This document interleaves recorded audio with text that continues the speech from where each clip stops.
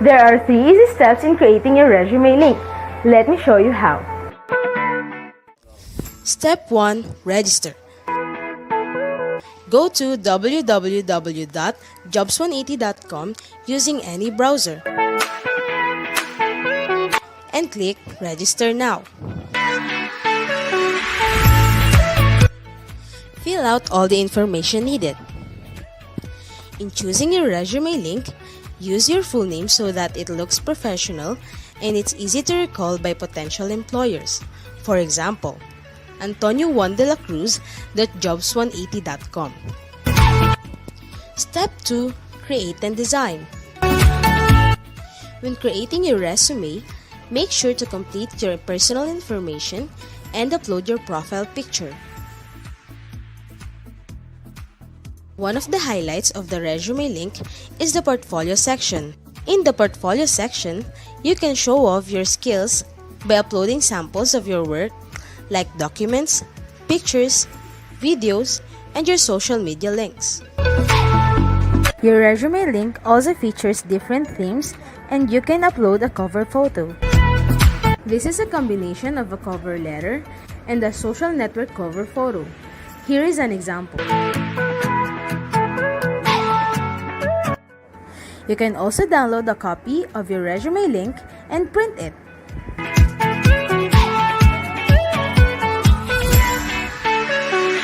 Step 3. Apply for a job. There are many ways to apply with your resume link. First is browsing the job recommendations in your Jobs 180 dashboard. If you're qualified, click Submit Resume Link. So what are you waiting for? Dress up your next generation resume, stand out brightly among the competitive job seekers in the market, and win the heart of your future employers using Resume Link.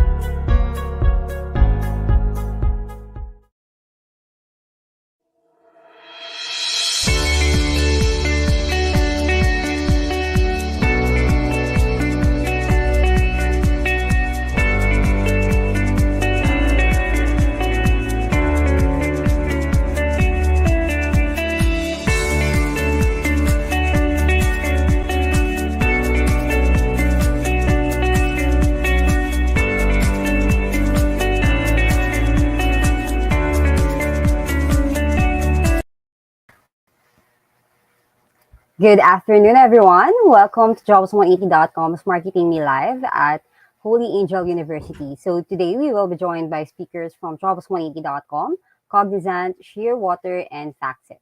And before we start, may we invite everybody for a short prayer followed by the singing of the national anthem and Holy Angel University school hymn. The Angelite Prayer. In the name of the Father, and of the Son, and of the Holy Spirit. Amen.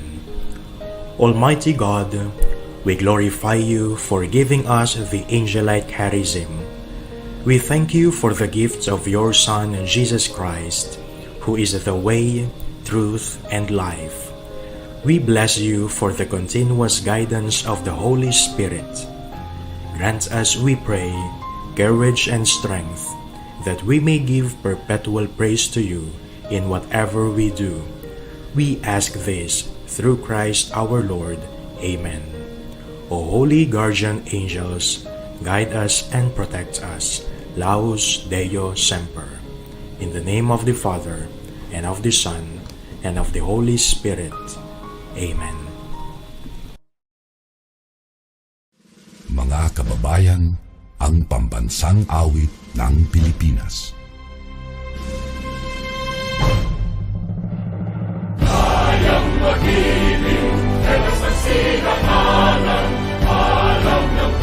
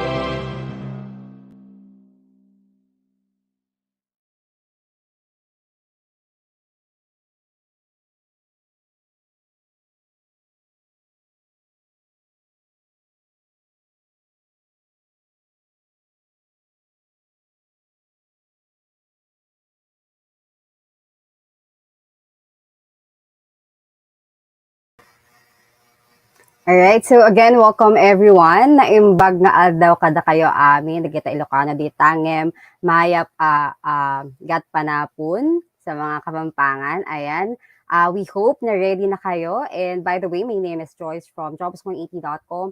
I will be your today's host and we are live via Jobs180 Facebook and Jobs180 YouTube page. So we hope that everybody is excited to learn new things today. Okay? So tapos na yung session natin for senior high. So now we have college, diba, from college department today. And so to officially start today's session, may we invite Ms. Edna Marisa C. Santos, Assistant to the President and Vice President for Academic Affairs for the opening remarks. A pleasant day, our dear graduating batch 2022, and welcome to the Professional Development Workshop called by the Career and Placement Office, headed by Ms. Anne-Marie Bennett Zadora. You represent the first batch of students in the K-12 program. Be that as it may, we have high hopes and high expectations because you have proven yourselves to be achievers. Your past 2 school years in the university have been out of the ordinary as you coped with all the academic requirements through the online modality. We are proud of your achievement in having to overcome the obstacles that came your way, and now you are about to complete the last semester of your academic life in Holy Angel. To provide you a complete cycle of your preparation for your responsibility in facing the world of work, our Career and Placement Office deemed it necessary to organize today's workshop to complement your academic accomplishments. Our vision for each of you is to get into the work opportunity that Holy Angel has prepared you for, that eventually adds to your personal fulfillment and quality of life.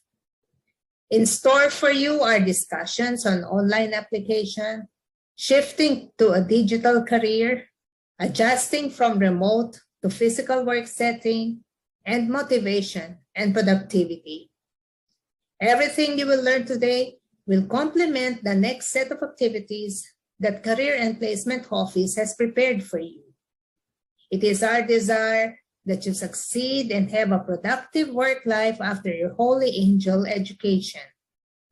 We look up to you as the university's ambassadors because you carry with you Holy Angel's brand of education anywhere you go. All the best in your academic life for the rest of the semester. Laus Deus Semper, praise to God always. Thank you.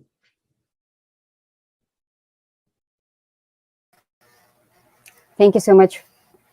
Thank you so much for that, ma'am. And as usual, for our audience today, please comment your name, your year, and your course. And if you have questions later on, please type them in so we can answer them after the talk. Again, for our audience today, please comment your name, your year, and your course. And again, if you have questions later on, please type them in so we can answer them after the talk.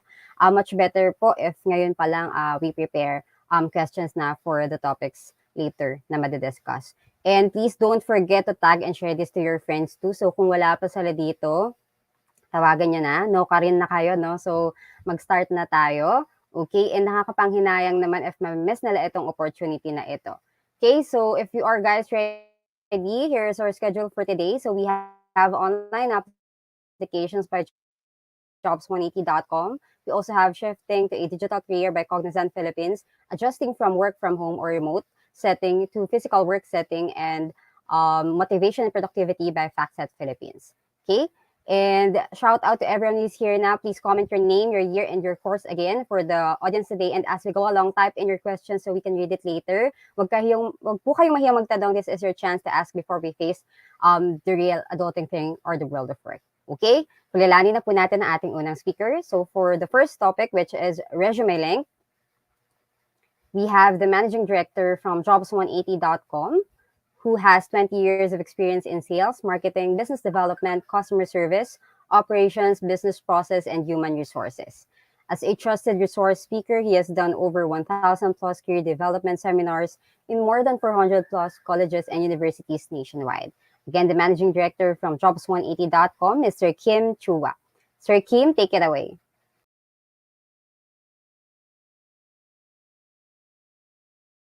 Everyone, allow me to share to you how to make a job-winning resume. Yan. A lot of you are now looking for a job and exploring for the next chapter in your life. I hope that this session will be able to help you. No, not only you, but the people that you know that needs help in terms of how to make a job-winning resume. Yan. So yan na tinatawag natin resume link. A lot of platforms right now, mga online platforms are being offered left and right. But for you to know paano to magiging job-winning tool or job-winning resume to, meron akong checklist. So go with me, no, with all these checklists. Your checklist should include the following. Number one, kailangan mag-stand out ka. When you look for a job, you have to be able to stand out. Because if you're not going to be able to stand out, then I think you'll just be part of the crowd. You'll be one of the next applicant na wala lang, na hindi mapapansin. Another thing that should be in your checklist is that you should only have one file. Hindi dapat maraming files na iba-iba sinesend sa mga companies. Mas maganda, isang file lang para pag sinend mo, lahat ng details mo nandoon na. Another thing in your checklist is that it should make the process more efficient. Ibig sabihin, mas mabilis mag-submit, mas mabilis makita ng HR, at mas mabilis kayo makontak for possible next steps na or possible job offer na. Now, another thing in my checklist is that dapat tipid ito, wala itong gastos. The tool that I will show you today, wala itong gastos. Libre po ito. At higit sa lahat, itong pinaka-importante sa lahat, this should be in your checklist. The tool should be secured. Okay, more than anything, importante talaga ang data. Pero ang data ninyo, dapat yung protectionan. And using this tool, this is the most secured resume kung tawagin. Bakit siya tinawag na most secured resume? Let me go through the next slides na. Okay? Ito ang tinatawag na resume link. Okay? A personalized URL for anyone can open online anytime. I will use an example para makarelate kayo. If you are John Santos, ang link mo or resume link mo pwede maging johnsantos.jobs180.com. Ganun lang kasimple. At yan na po ang resume link nyo. So how do you make one? Go with me through the 3 simple steps. First step is you have to register. Absolutely, wala tong bayad. Libre po ito. How do you register? You go to the website of jobs180.com. That's www.jobs180.com at dun ka mag-register on the upper right side of your screen. Now, as you do that, you have to put the basic information. Okay? So, alam nyo na ano mga information yan. Hindi ko na isa-isahin. Babawasan nyo naman at alam nyo naman ano dapat ilagay. Now, as you create your account, you have to use a valid email. Okay? Now, before we go to the email, paalala ko lang, sa mga nag-isip sa inyo, paano kung hindi ako si John Santos, ano gagawin kong resume link? O yan, baka nag-isip kayo eh. So, if ever lang, mayroon kang kapangalan, okay, just so happen na may ibang John Santos na nauna sa inyo, ano mangyayari? Magkakaroon doon na red na box, sasabihin niya, this name has already been taken. Huwag kayong malungkot, pag taken na, okay lang, just be creative. Pwede mo gawin, baliktarin mo. Gawin mo santosjohn.jobs180.com o kaya J Santos o kaya Santos J o kaya JS o kaya SJ. Depende kung ano gusto mo gawin. Basta importante, wala kang kapangalan. Okay? Wala kang kapareho. Now, when you do this, huwag kayong OA. Do not create yung mga ganong klaseng over creative na mga resume link because it doesn't look professional. Imagine submitting to a company with your resume link that says eljablo.jobs180.com. Hindi yan mukhang professional. Okay? Now, when you register, please use a valid email. Ito yung emphasis ko lang sa pag-create nyo ng account na dapat gamitin yung email, yung nabubuksan yung email, kagaya ng Gmail, Yahoo, or any email na nabubuksan nyo. Do not create, example lang yung mga email na kagaya ng ganito, patricia@facebook.com na email. Huwag kang gagamit ng joseph@facebook.com na email to register. In short, huwag mong gagamitin yung @facebook.com na email. Because if you use @facebook.com na email, you will no longer be able to receive notification being sent to you by the companies as well as jobs180.com. Importante po na nabubuksan nyo yung email nyo kasi kailangan mo i-verify yung account mo. Okay? It is very important that you verify your account as a proof na ikaw nag-register at pangalawa, para ikaw yung makapag-apply. If you don't do this, if you don't verify, walang mangyayari sa account nyo. Okay? So, sayang lang. So, you have to verify to finish the first step. Okay? How do you verify? Just open your email, look for the link, click mo yung verify, you're done with the first step.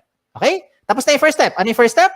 Register. Wala tong bayad. Let's go to the second step. Ang second step, ang pinaka-logical sa lahat. Kailangan kumpleto ang detalye nyo. So how do you do that? You go back again to your account by going to the website of jobs180.com. This time, hindi mo kailangan mag-register. Ang gagawin mo, mag-login. Pag login mo, lagay mo dito yung email nyo or resume link nyo. Kayo lang may alam yan. At lalo na yung password nyo na kayo lang talaga may alam yan. So when you do that, you now go inside your account. Pag nasa loob na kayo ng account nyo, ano gagawin nyo? Mabilis na lang ito. Fill in the blanks. Okay? Now, I don't have to go through all the information here because definitely, alam mo naman pag sinabi ditong name, malamang pangalan nyo. Pag nakalagay dito address, malamang address nyo. Diba? So, you put all the information ninyo dito. Okay? Lagay nyo. Then, what else do you put in here? Importante po, lagay dito lahat ng posibleng paraan na pwede ka makontak ng isang HR. Kagaya ng social media account nyo. Diba? Hindi lang email tsaka phone number. Bakit? Most of the time, ano nangyayari? Okay, let me tell you. Marami sa inyo nilalagay nyo phone number nyo. Pero pag tinatawagan kayo ng HR, hindi nyo sinasagot. Lalo na pag hindi mo kilala. Hala, sino kaya ito? Hindi mo sasagutin. Diba? Kasi takot kayo, baka nagsascam or whoever yung tumatawag. So, ano mangyayari sa mga HR? Mag-i-email kami ngayon sa inyo. But you don't open email more often than you open your social media account. So, I recommend lahat ng posibleng paraan na pwede ka makontak na isang HR, ilagay mo dito. Kagaya ng mga Facebook nyo or Twitter nyo para mabilis tayo makapag-PM. Private message, makapag-invite for the next step. Okay? What else do you put here? You also put here your work options, yung mga work experience nyo. Pagdating po sa work options, you can see on the screen, you have 4 options na pwede nyo pagpilian. Parang switch lang yan. Yes, no switch, on, off switch. So you can choose here, example, looking for OJT, lagay mo yes, if you're looking for OJT right now. And later on, pag hindi na, turn it off. Edi lagay mo na no. Diba? So depende yan kung anong mas trip nyo or ano mas pasok dun sa hinahanap nyo right now. What the system will do is it will try to match you with companies who are also looking for the same profile with what you have. Yan yung kagandahan ng tool natin. Hindi mo kailangan mag-door-to-door para mag-submit ng resume link ninyo. Okay? What else do you put here? You put here your school under education. Even later on, Okay? Pagka-graduate nyo, you can also put here your schools. Yung mga nag-take pa kayo ng further studies, pwede mo rin ilagay dito. Okay? So, walang limit sa space yan. Pagdating ko sa seminars attended, ganun din. Kahit gaano karami, pwede nyo ilagay dito. Kahit magkopyahan pa kayo. Just make sure lang alam mo yung seminar na yon. Kaya baka matanong ka sa interview. Pagdating po sa certification, ganun din. Put all the certification programs that you've had, you put it here. Okay? When it comes to the achievement, do not limit your achievement only inside the school. Hindi lahat na nakikinig ngayon ay Dean's Lister. Hindi kayo lahat dito ay honor student. Diba? Ayan, nag-agree marami sa inyo. So, hindi lang po ang achievement nakabase sa academic excellence. Some of you are student leaders. So, if you're active sa school, you also put it here kung ano yung mga pinagkakaabalahan nyo. And hindi lang sa loob ng school, even outside the school. If you're active in your barangay, halimbawa, isa kang tanod, ilagay mo dyan. Diba? Yan yung mga achievement ninyo. So you put it here. Bakit? Because what you're doing now is you're trying to market yourself more effectively to that prospective company. Okay? Now, when it comes to the skills and languages, ito yung common observation namin mga HR. Pagdating sa skills, nilalagay mo lang na skills yung mga umiikot lang sa course nyo. Hindi porkat communication arts ang course mo, com arts lang ang skills na alam mo. Hindi porkat engineering ang course mo, ang alam mo lang na skill ay pang-engineering. Hindi porkat tourism or HRM ang course mo, ang alam mo lang na skill ay pang-tourism at pang-HRM. Maybe some of you are into multimedia, into photography, into videography, into something else, arts, crafts, whatever. Lahat ng yan, skills nyo yan. Remember, what you're doing here is you're marketing yourself more effectively. Kaya kung ako sa inyo, ilagay mo dito lahat ng skills na alam ninyo. Pagdating po sa languages, ganun din. Huwag mong ilimit yan sa dalawang lengguwahe lang. Because I'm sure alam nyo na yung dalawa. Kung dalawa lang talaga alam nyo, din dalawa lang. Ano tong dalawang to? English and Tagalog or Filipino. Okay? Now, if you know other local dialect, Bisaya, Kapampangan, Sabacano, Ilonggo, you can also put it here. If you know foreign languages, German, French, Chinese, Japanese, diba, Korean, pwede mo ilagay dyan. Okay? Walang limit sa space yan. When it comes to the references, sigurado ko yung mga references nyo, kilala nyo. Ang malaking tanong dito kayo ba'y kilala nila? Sana oo, di ba? Kasi madalas pag tumatawag kami sa mga references nyo, hindi kayo maalala. So please tell them, ginawa nyo silang reference para at least they know what to tell about you. Okay? Now at this point, to make your life easier, kung sakali lang nakagawa ka na ng resume nyo in your Word file or maybe in your doc file, depende kung anong file nyo, PDF file, whatever file you have. Kung nakagawa ka na ng resume nyo, simple na lang. Just copy all the information inside dito. No? Ilagay mo sa loob ng resume link. Just transfer them here inside the resume link para maging secured yung data nyo. Okay? Bakit secured? I'll tell you as we go along. Okay? So yung mga sinabi ko, I think alam nyo na yan. Alam nyo na yan. Okay? Itong mga susunod kong papakita, ito yung mga amazing na portion. Let me start with the portfolio section. Ano yung portfolio section? This is the part where you now upload evidence of your skills. Example, ano ebidensya na graduate na kayo later on? Diploma, di ba? Transcript. Ano pa? Toga, hindi ebidensya yung toga. Okay? Kung ano man meron nyo, di ba? Certificate, diploma, yan, ebidensya yan. Okay? Kung transcript of records is evidence na graduate na kayo. Ano ebidensya na wala kayong criminal record? NBA clearance, police clearance, di ba? Ano ebidensya na pwede ka pumunta sa ibang bansa? Passport, visa, lahat ng mga sinasabi mong mga skills mo or yung mga what you're claiming that you know, you can now support them here sa portfolio section by showing those documents. Diba? Anong ebidensya na ikaw ay healthy? Meron kang medical clearance. Anong ebidensya na pwede ka mag-drive ng sasakyan? Meron kang driver's license. Diba? So gets nyo na yung sinasabi ko. Ang point ko lang is you can now put the things here to support yung claim nyo of your skills. Now, you're starting to think, Sir, kung pare-pareho naman kaming graduate sa school namin, pare-pareho kami magkakaklase, same yung course namin, same yung school, same yung teachers, same yung curriculum, pare-pareho lang naman kami lahat, walang experience sa trabaho, how will we stand out? Ayan, di ba? Okay, ito ngayon yung isang magandang recommendation ko sa inyo on how you now stand out.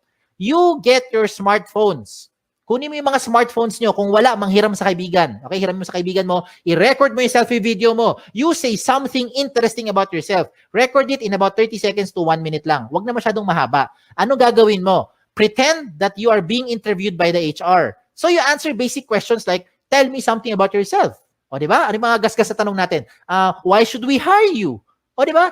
Just imagine na tinanong ka ng HR at sasagutin mo na lang siya. Ang maganda lang ngayon, recorded mo. So kung di mo type yung sagot, edi delete mo. Pag type mo, you save it. Then you upload it sa YouTube or sa Vimeo. Maraming mga video channel na libre, mga video converter sa online. Hanapin mo lang. And when you're done, you put that video link doon sa portfolio section nyo.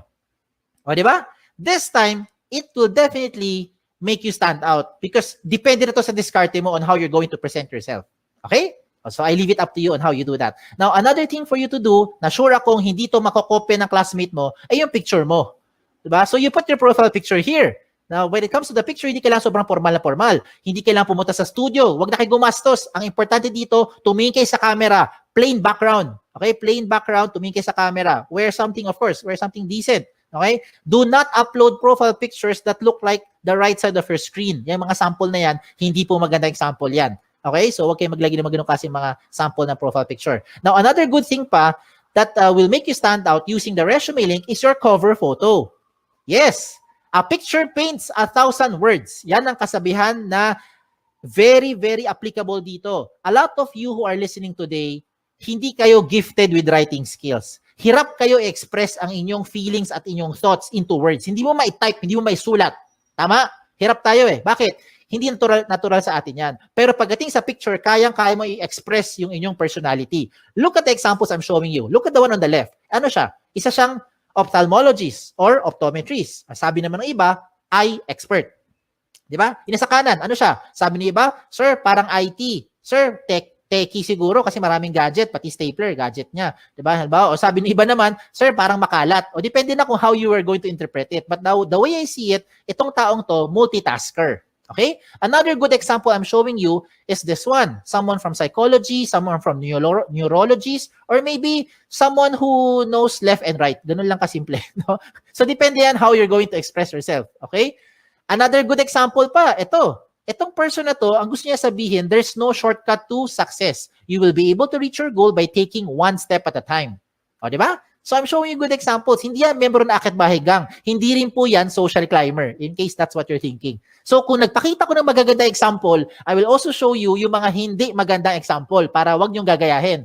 Huwag kayo magpapaka-misteryoso. Okay? Make sure you put your picture there. Okay? Kasi maraming pangalan ngayon, interchangeable. Ako mismo, guilty ako dyan. My name is Kim. A lot of people think babae ako. Ako rin mismo, napagkakamala ko yung mga aplikante, pinakita ko, Chris, George, Alex, Sam.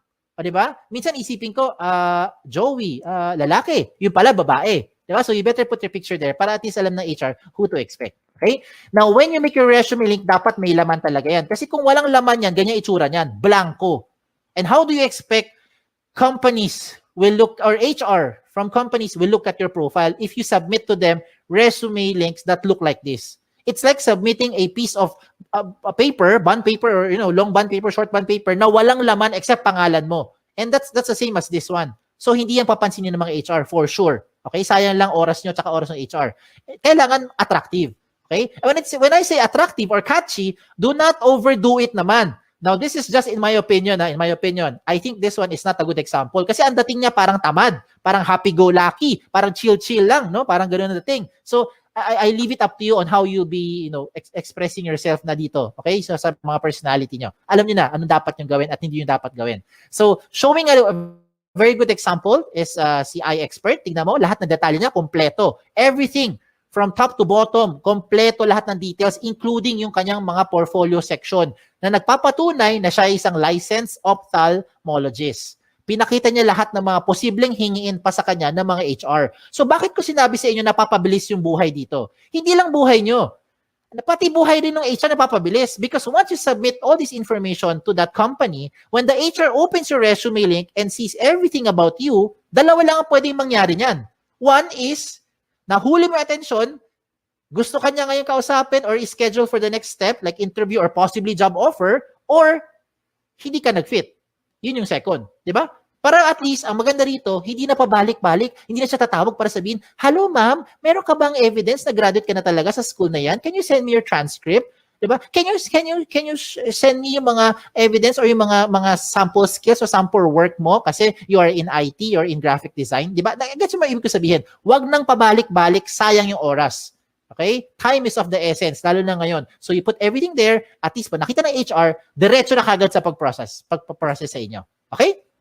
A lot of you are now thinking, Sir, pag gumawa ako ng resume link at nilagay ko lahat ng information ko dyan, baka naman yung mga data ko nakakalat na sa buong mundo. Baka naman yung mga information ko nakalantad na sa buong internet. The answer is, no. Kaya nga siya tinawag na the most secured resume. Okay? Bakit siya tinawag na most secured resume? Because you have the ultimate control over your privacy settings. Follow the screen.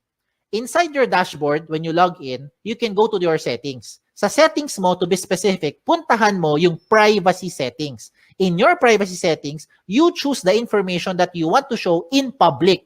Halimbawa lang you do not want to show your birthday. What do? Turn it off. Ayaw mo pakita yung address mo. What do? Turn it off. Ayaw mo pakita ang inyong references. What do? Turn it off. So lahat na naka-off, hindi lalabas sa public. At sino may control niyan? Kayo lang. O, di ba?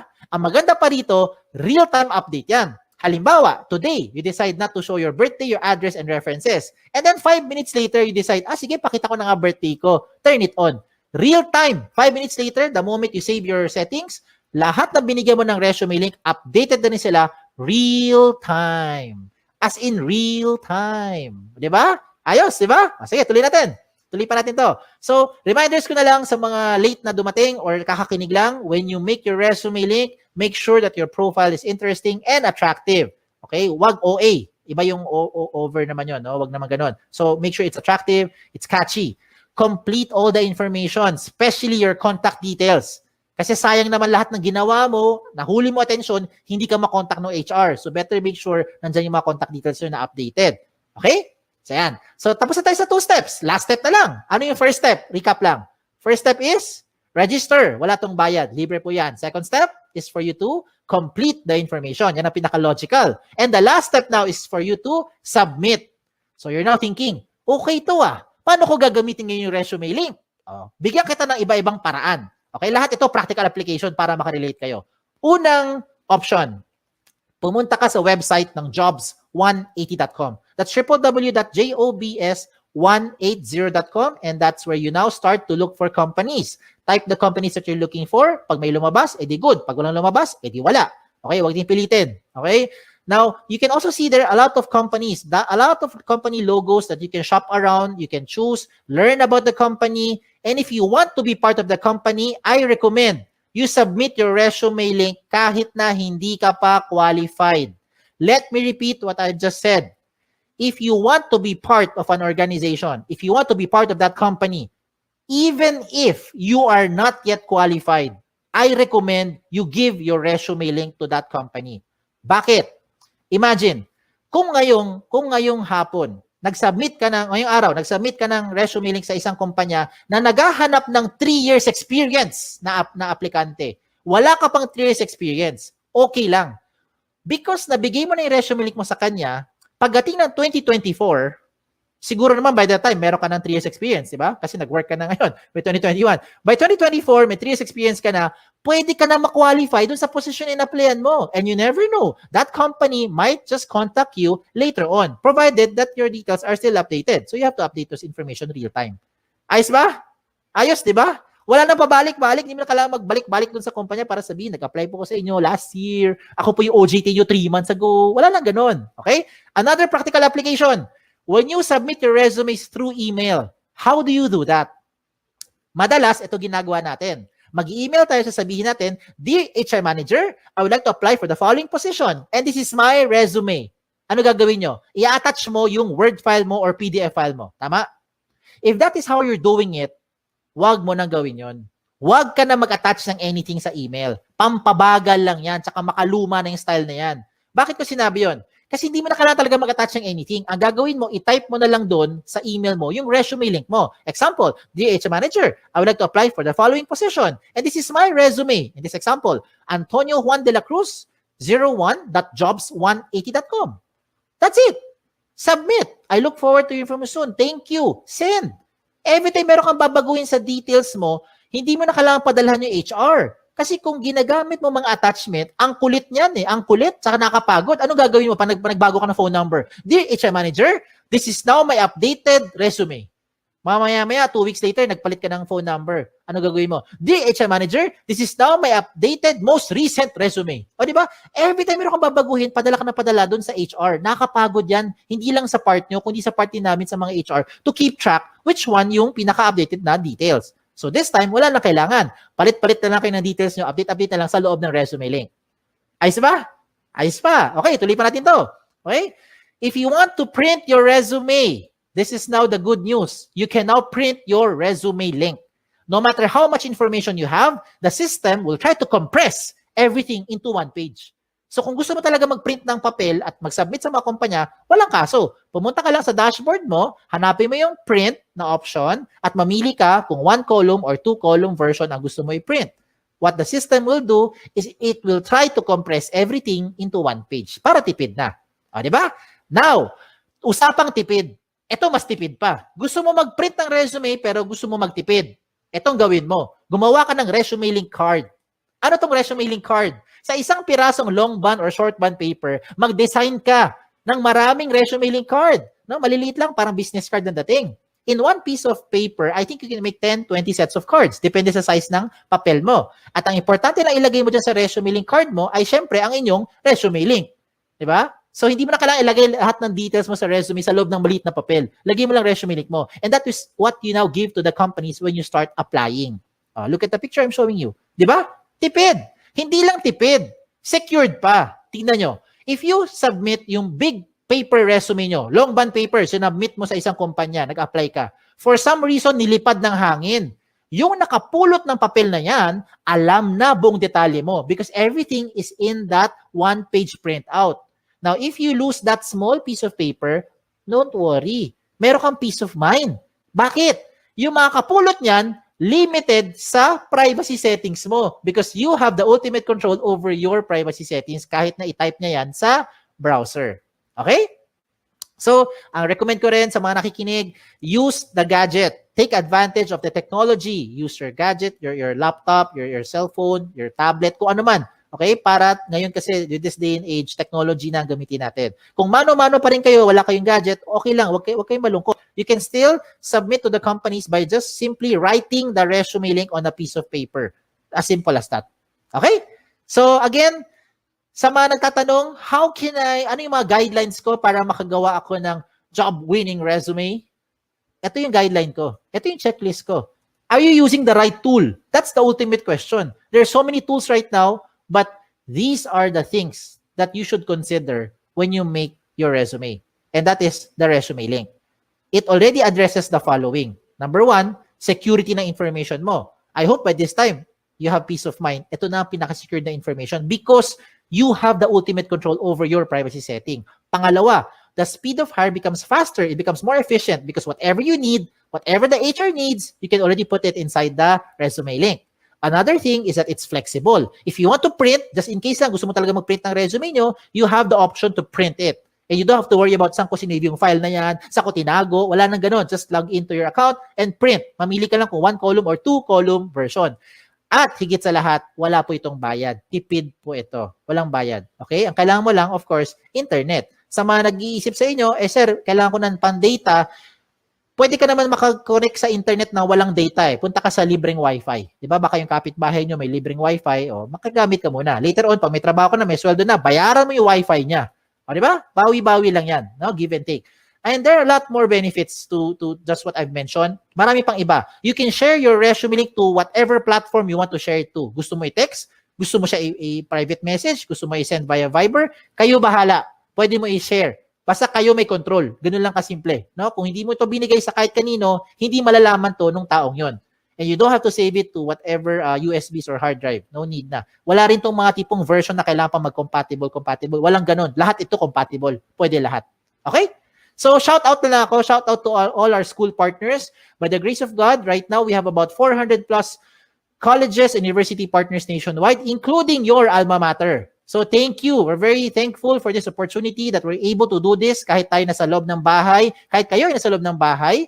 So, hindi tayo physically nagpe-present, pero nakakatulong pa rin tayo, especially if you have friends or relatives whom you think would need this tool. Please share this to them. Okay? Sa mga nagtatanong naman ng mga frequently asked questions, sasagutin ko na. Ito kasi yung mga common questions na kadalasan tinatanong sa akin. Ang tanong, can I give my resume link to companies who do not know about jobs180.com? The answer is absolutely yes. It depends kung sino ang bibigyan mo. Ikaw may ultimate control niyan. Okay? Pangalawang question, is this the same as other job platform like LinkedIn, JobStreet, iba pang mga job site? The answer is no. Meron tong dalawang major difference. Yes. Lalo na pagdating sa security. Okay. Of course, explain lang ako Okay. With respect to the other sites that I've mentioned, let me just use JobStreet as an example para lang mas makarelate, no? Para makarelate. You can only use JobStreet resume if you're applying to companies who are also using JobStreet. If you're applying to a company who is not using JobStreet, you cannot use your JobStreet resume anymore. With your resume link, you can use this to any type of company, any platform, wherever they are. Kahit sa loob ng Pilipinas or sa labas ng Pilipinas, pwede mong applyan. Kahit hindi niya alam ang Jobs 180, basta alam niya ang resume link mo, pwede niya mabuksan ang profile at makita according to your settings. That's the first difference. Pangalawang difference, kung nabigay mo na, kung na-submit mo na ang JobStreet resume mo sa isang company, wala ka nang pwedeng baguhin. Lahat ng data mo nandun na yan sa HR. Yes. Hindi na magbabago yan real time. With your resume link, na-submit mo today, mali pala number mo, na-submit mo today, mali pala yung spelling mo, you can always edit it. Enter, save it. Real-time update. Lahat ng bigyan mo ng resume link, updated real-time. Ayos? Okay, tuloy tayo sa number 3 question. Number 3 question is easiest question. Ang tanong dito is, can I keep my information secured? I hope by this time, na-convince ko na kayo na ito na ang pinaka-secured na platform. Okay? That's the reason why I'm sharing this to you. Okay? Number 4, I think this is the most important question. How often should you update your resume link? Ang sagot dito, hindi araw-araw, hindi linggo-linggo, hindi buwan-buwan, hindi taon-taon. Ang sagot dito ay every time. Every time na meron kayong babaguhin, lalo na ang contact details nyo. Yan ang importante. You have to update your contact details every time na meron kayong papalitan doon. Kasi yan yung paraan para makontak kayo ng mga companies. And the last question is just a trivia. Why is this called jobs180.com? This is called jobs180.com because we want to turn your life around. Yan, di ba? 180 degrees. Hindi siya 360. Kasi kung 360, bumalik ka lang kung saan ka galing. Di balik-balik ka lang, balik-balik ka lang, balik-balik ka lang. Di wala nangyari. Di ba? So you have to do it 180 degrees. It's a straight line towards your career goal. Okay? Just in case may tanong pa kayo, nahiya magtanong, pumunta lang kayo sa website namin, sa jobs180.com, or email me here sa info@jobs180.com. Like us on Facebook, follow us on Twitter, follow us on Instagram para makakuha kayo ng mga latest trends in recruitment. Okay? Again, my name is Kim Chua. Don't forget yung wa. Okay? Baka Kim Chu lang maalala nyo. Na nagsasabing, be safe at isang magandang araw po sa inyong lahat. Thank you.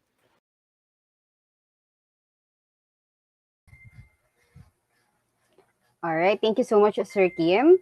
Okay, so the floor is now open for questions, guys. So if you have questions, you may now ask questions. Pwedeng i-type yan sa comment section. Okay? Para ma-ask natin lahat kay Sir Kim. So may mga nagko-comment na interesting. So after niya, syempre, umaasa kami na gagawa kayo ng resume link after nito. So, okay. Habang naghihintay ng questions, Gagawa Sir talaga Kim, sila, Ma'am Joyce. Required sila gumawa ng resume link. So, papagawa sa kanila ni Ma'am Bennett yan. Ayan. Sa akin naman may lag ngayon kasi umuulan po dito ngayon sa area ko. Ayan. Nakakainis. Konting ulan lang, may internet problem tayo. Okay, Sir Kim. So while waiting for questions from audience, ayan, I think wala pang question. Napakagaling mo po mag-discuss, sir. Ayan, basic, sabi ni Sir Kim. Send digits daw, Sir Kim. Okay, Sir Kim, we'd like to know po, of course, syempre yung benefits ng pagkakaroon ng resume link, especially for the graduating students. Marami talagang benefits ang resume link, pero I'll put it in practical application, no? In case na-miss out nyo kasi ang dami kong sinabi. So, one of the benefits is that you will be getting possible job matches na. Yan yun. Yan yung unang-unang nakita kong pinakamagandang benefit. Kasi once you create your profile, imbis na kayo yung naghahanap pa ng kumpanya, which you can do, of course, kayo na rin yung hinahanap ng mga companies by means of this tool. Another practical benefit is that when you have a resume link, you'll be getting invitations whenever there's an event for your alma mater. In the case of Holy Angel University, pag meron tayong mga future events kagaya ng ganitong mga webinars or yung mga virtual career fair na magkakaroon tayo eventually, no, sa school ninyo, magkakaroon kayo ng invitation. So ang maganda doon is it will be up to you na lang if you want to entertain those invitation or not. So ang maganda, 'di ba? Nakaka-receive ka na nakaka-receive. So ganun lang 'yon, 'di ba? Alright. Marami pang benefits pero yan yung para sa akin tingin ko pinaka-practical. And you don't have to wait until the time that you'll be exploring for an opportunity tsaka ka lang gagawa ng resume link. Just in case may nakikinig ngayon, senior high school, lower year levels, freshman, sophomore, junior pa lang, or kahit graduate na, no? Kahit graduate na, pwede ka na gumawa ng resume link, no? Kahit hindi ka pa naghahanap ng trabaho so that you don't need to throw back yung memories mo para maisip mo lahat ng mga pinagkakaabalahan mo before, 'di ba? At least you can start to slowly build up your information, your portfolio. Ayan. Okay? Alright, sir. Thank you, Sir Kim. We have questions na ayan bigla sulputan sila po, no. So from Miss Sir Christian Gebe, sir, pwede po paulit paano maglagay ng cover photo? Akala ko papaulit niya lahat ng kwento ko. Okay, marami pa tayong speakers na nakapila ngayon. Pero panoorin mo lang yung replay and if you want to watch the whole thing. But just to how to put the cover photo, punta lang kayo sa dashboard nyo. So you have to log in. You have to, of course, create your resume link muna. Once you have your basic information there, you can now go back to complete the details. Now, when you complete the details, one of the information there is you upload your cover photo. So, depende na yan. You have to check din. Kasi mamaya, yung in-upload mong cover photo, masyadong malaki yung file or naputol yung picture mo, pugot na yung ulo, pangit na matignan, di ba? Yung mga ganun. So, you have to make sure then by checking your resume link sa browser. Just type it lang sa browser or sa mobile phone. Type it sa browser. Then you will see how potential HR will be seeing your profile. Yun. Okay? So, I hope nasagot ko yung Alright. tanong na yan. Thank you, Sir Kim. Explore nyo lang yung inyong account. Madali lang, guys. And next Yes. question, Sir Kim, from Miss Arlene Salonga. I used to have an account po sa Jobs 180. Is it possible po na ma-recover po siya? Thank you. Okay, so may assumption na Arlene, nakalimutan mo na yung password. Okay, so ang gagawin mo lang, simple lang, punta lang kayo sa jobs180.com and then you put there your email address, and then you click forgot password. The new password will be sent to your email. Now, in case lang, for whatever reason, pati email mo, nakalimutan mo na rin. O, yun yung medyo challenging. Ang gagawin mo, you need to reach out to us by sending your request. Send an email sa info@jobs180.com, or you can also send us a message sa facebook.com/jobs180 para malaman namin yung concern mo, and we will try to find a way to parang find evidence na ikaw talaga yung person na yon. Syempre, 'di ba? Hindi naman basta lang na nag-request ka, bibigay namin yung information sa iyo. But I hope hindi mo makalimutan yung email mo. Okay? That's the most basic. So you create you put your email and then click forgot password. Okay? So yun. Okay? Ganun lang siya. So you don't need to create multiple accounts. You don't need to create multiple accounts para hindi na marami. Okay? Yan. Go ahead. Okay. Thank you, Sir Kim. From Sir Tatlong Hari, may fee po ba kayo once na hire gamit platform nyo? Wala po. Hindi po kami manpower agency. Sina-shoutout ko sa lahat. Okay? Lahat ito charge it to friendship. No, friendship lang. Magkakaibigan lang tayo dito lahat. Wala itong bayad. Gumamit kayo ng resume link, wala itong bayad. At kung sakali lang may company, okay, na sinasabi nila na kailangan mo magbayad, no, for using a resume link, pakisumbong nyo naman sa amin yon. Okay? Because this tool is absolutely for free. Wala itong bayad. Okay? Libre ang resume link. Okay? Ayan, libre yan. Alright, Mahire man thank you, kayo o Sir hindi Kim. mahire. Next. Basta libre yan. Okay? Next, Sir Kim. Yep. Yeah. Go ahead. Mga maraming questions. Sure. Mukhang fast talk na tayo. Yes, Sir Kim. Next, from Sir Jeremy Valerio. Good afternoon po. I can seem to place my FB link on your platform. Meron po kasi siya period and your platform does not seem to accept special character on FB links. What can I do po?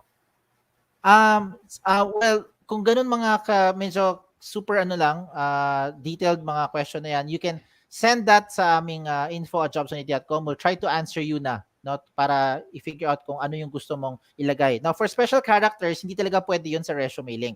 Kung resume link mo mismo, gagawin mo special characters, hindi siya pwede. Yan. May nakita rin akong question dito lang, nagsuscroll kanina. Ayan, tama-tama. Thank you, Tech. Nilabasan nila. Si Ayun, Kyle. ayun. Applicable ba to sa other countries? As long as may internet connection, basta may browser at alam nilang resume link mo, pwede yan makita. At yung makita to, yung depende sa privacy settings mo. Okay, so sabi ko nga, as I joke about it, kahit sa ibang planeta, basta may internet, pwede nila makita yung resume link mo. Okay, again, depende sa privacy settings na ilalabas mo, yung to show in public.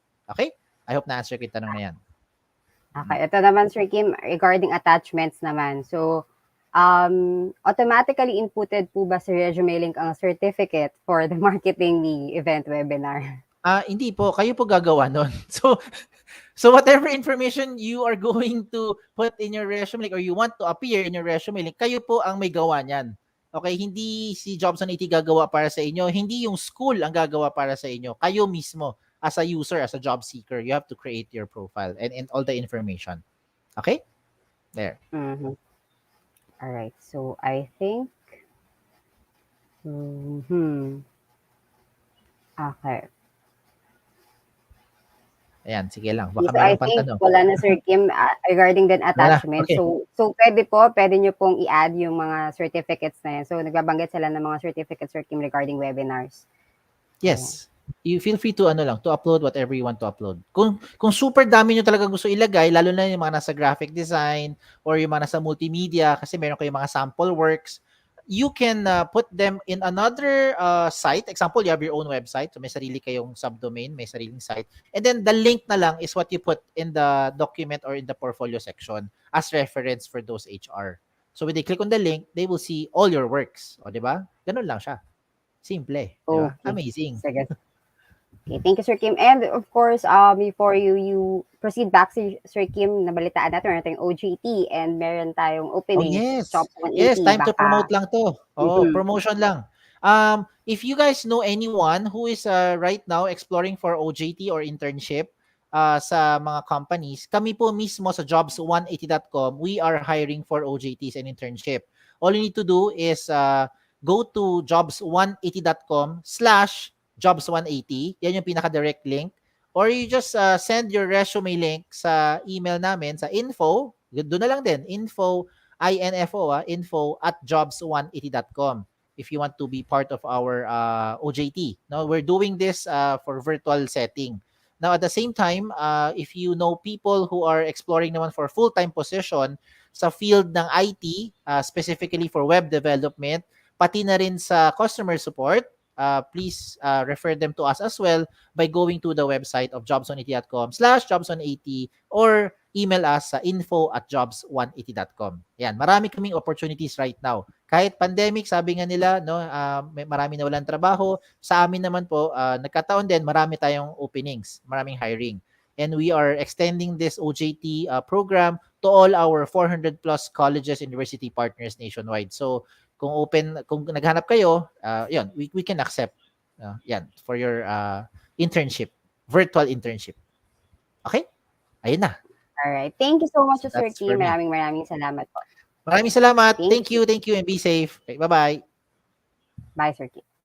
Okay, and for the people asking regarding the website, I think it's working naman on our end, or you may also visit your school portal, guys. It's coastaljobs180.com/HAU.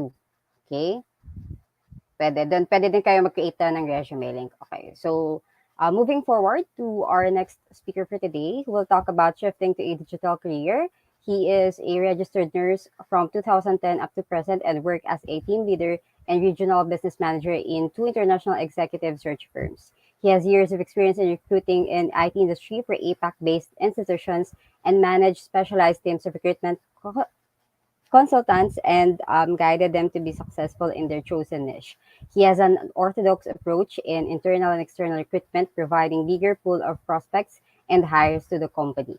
The Senior Recruitment Coordinator from Cognizant Philippines Talent Acquisition Group, Mr. Aaron Mitchel Medina, Ancheta, registered nurse.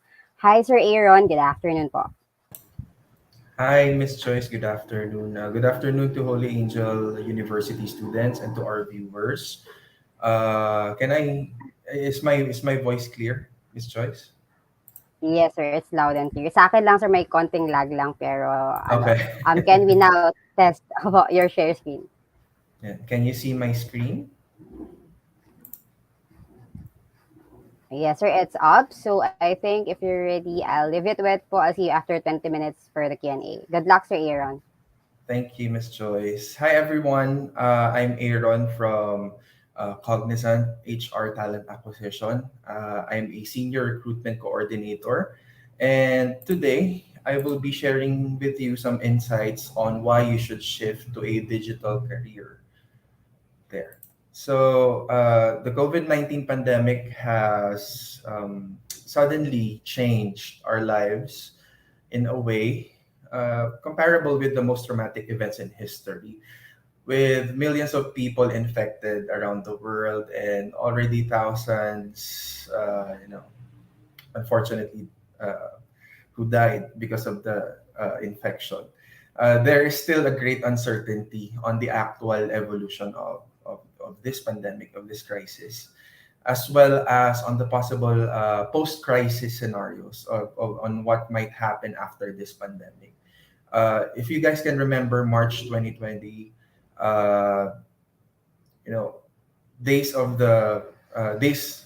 the coronavirus struck this country seem to be light years away, but it's not hard to feel nostalgic for that kind of life. So here are the most common things that people have told us that they miss about the life before coronavirus. So I'll give you a few seconds to read. How we socialize, how we shop. Previously, retail therapy is more effective when you actually see the item that you would like to buy. How we work, it also changed how we perceive workplace environment. For example, from brainstorming with your colleagues in the comforts of your office lounge, turning it into juggling work and chores and taking care of your kids, or if in case you're your family at home. It also changed the way we learn in the academe, where before, after a tiring day at school, you and your classmates would plan out where to eat out or where to hang out. Now, we cannot even do that easily. 2 years ago, when you get this unexplainable lump, for example, behind your head, you can easily go to a specialist to have it checked. You just go to a hospital, set an appointment, and then the doctor will see you right away. Now, teleconsult doctors cannot even see that lump you are talking about behind your head. And also, seeing the doctor physically would require a lot of process. And of course, how we apply for a job. Finally, when COVID struck, before COVID struck, we were groomed to take on face-to-face interviews. Your clothes, your face, your hair, even your shoes. It needs to be shined the night before the actual interview. But after the COVID came here in the Philippines, now you are just facing the interviewers with business clothing on top and then boxers below. So sometimes one might wonder what will it be like, uh, if we go back to normal living after this pandemic, or the better question is, will we really go back to those days that we're used to? So the coronavirus pandemic has transformed businesses, and it has been a huge challenge for many industries, food and bev, healthcare, banking, etc. But for some organizations, it also offered some opportunities.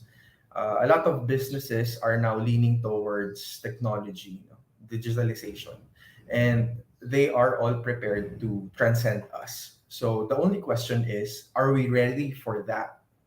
Are we ready for that change? Are we ready to transcend? So if in case you are not yet ready, or somewhat half baked, I'll ask you this: what's your game plan? So let me just give you some tips. No, uh, whichever. No, if you're a student, if you're a fresh graduate, or if you're already a professional. So if you're a student, who would be soon entering the professional world, you should start researching on the following topics: your industry landscape, just learn how your industry becomes reliant in technology. Some latest industry trends. Are there trends in your industry that's evidently resolving the problems brought about by this pandemic? For example, is everyone working remotely? Are some people working on a hybrid setup? Things like that. And latest industry tools and technology. Know what tools are commonly used in your industry, whichever industry you're part of. And of course, industry wide forecast for the next 5 years. This is very important. As a fresh graduate who is on the verge of landing a job or struggling to get one, you should check the following. What skills did I gain from school? Did they teach me something about technology? What skills are in demand? Are companies looking for this type of skill set? What are the companies where I can utilize and grow my skill set? So, one tip is for you to find a company that would most suit your existing skill set, and that company should be nurturing that skill set of yours. And again, industry-wide forecast for the next 5 years.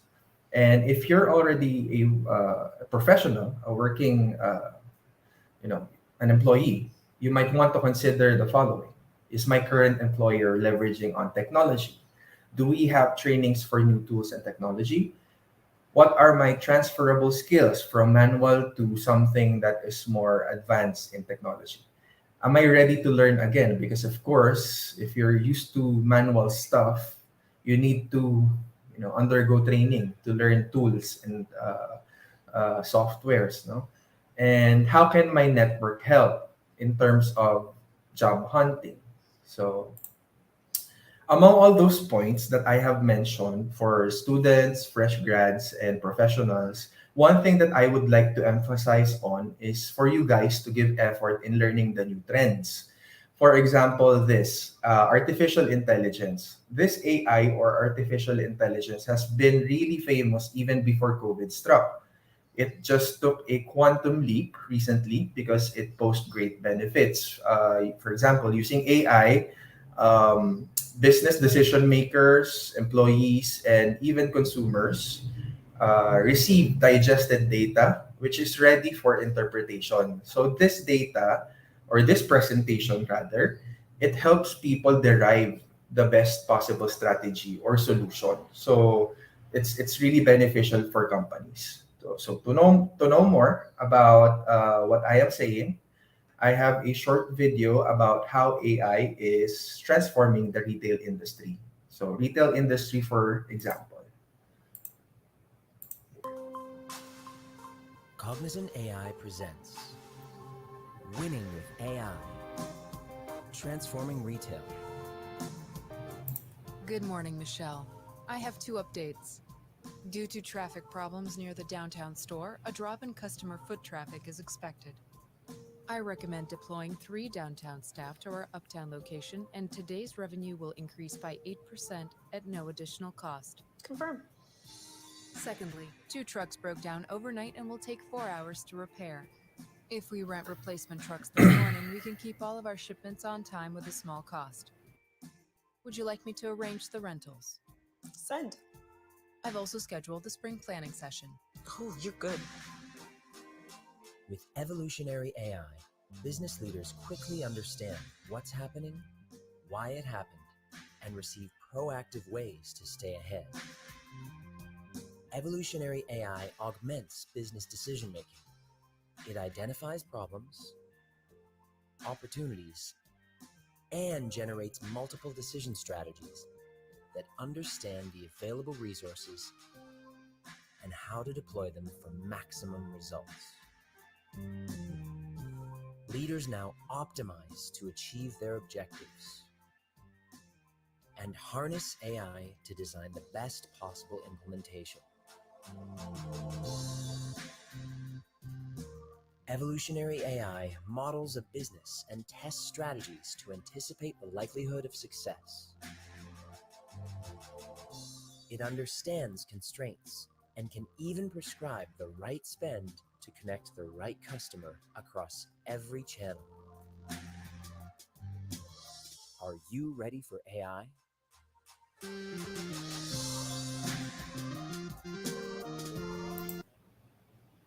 There. So next is digital experience. And to deliver outstanding customer experiences, businesses need to keep up with continuously evolving expectations. So you might ask how. So staying on top of their customer data and market context to understand what's driving human behavior. So this is where our front end developers, our UI UX designers come in. They work on the best interface a customer could ever use. So the most convenient, the most eye-catching, and the most user-friendly interface in the market is what they're aiming for. So to understand more about this digital experience, again, I have this short video.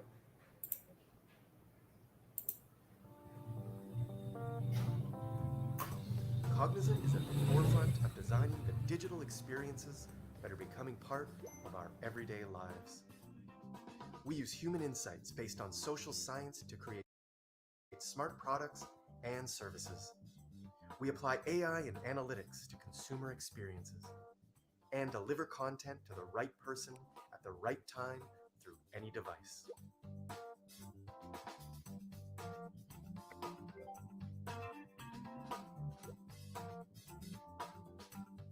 We've helped a major auto manufacturer redesign the car experience and their long-term business plan. Reserve parking. Parking spot reserved. Traffic ahead. Choose alternate route? Yes. And modernize the retail experience for companies, employees, and customers with products and services that keep users connected.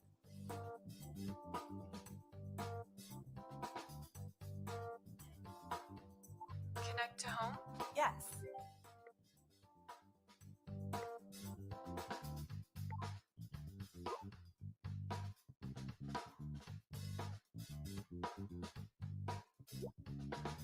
Everywhere you go, everything you touch, Cognizant is bringing the digital economy to life.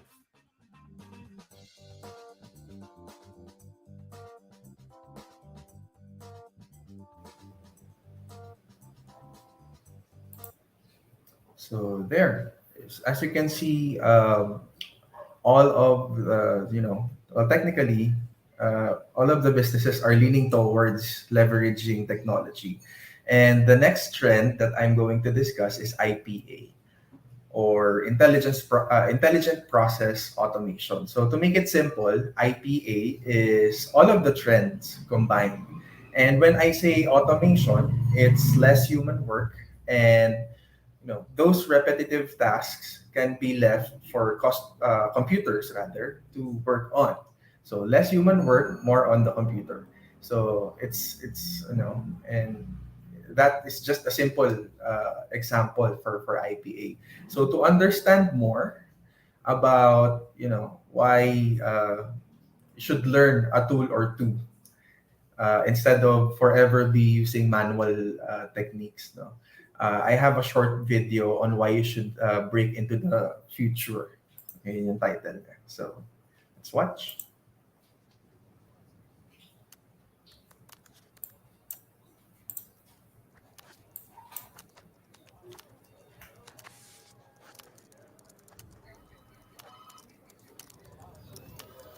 Stop.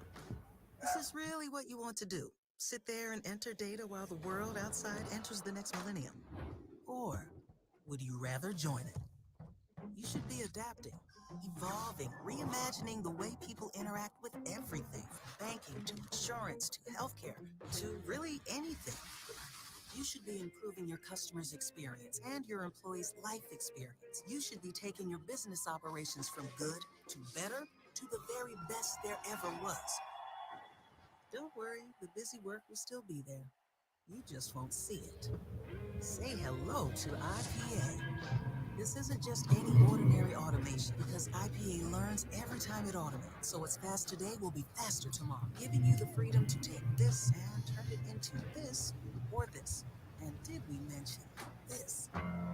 While you're busy doing the work of a human, it's mining through trillions of interconnected data points and analytics all the way back from, oh, say, 0.003 seconds ago. Think fast. That unlocks critical insights that empower you to think bigger. No, bigger. Bigger. Want to keep going? Because IPA won't just simplify and inform, it'll augment your abilities, tapping into your unrealized potential, allowing you to fundamentally challenge the very limits of space, time, and business operations. With IPA, everyone in your company, at every level, becomes more than just a game changer. They become game definers. Yep, even that guy. And getting there is easier than you think. Because you can team up with us, a market leader who's been here many times and knows each journey is unique. A partner who won't just show you the path, but will walk alongside you every step of the way. A partner who knows that to become the best version of yourself, all you need is to break from the routine and break through to the future.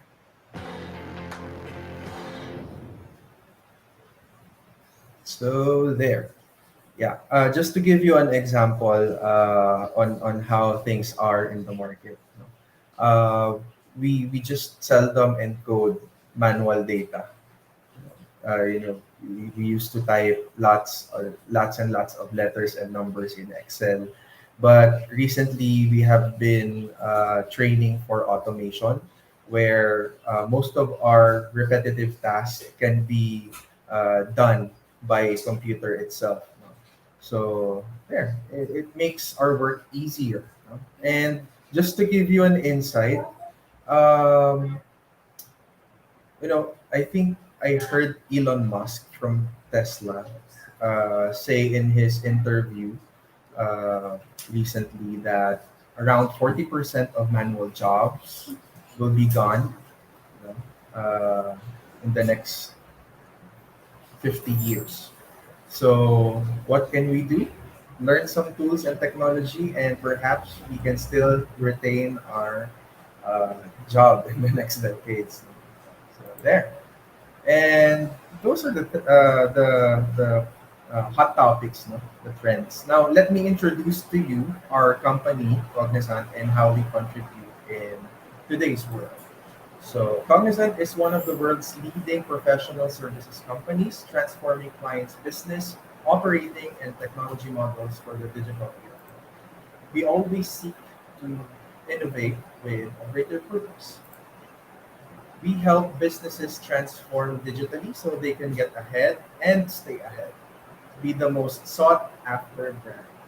That is what digitalization can do to any business. And just to share some numbers, this is where we sit on various global rankings. So number 185 on 2021 Fortune 500, and so on and so forth. So these are the values in Cognizant Philippines, and these are our global core values.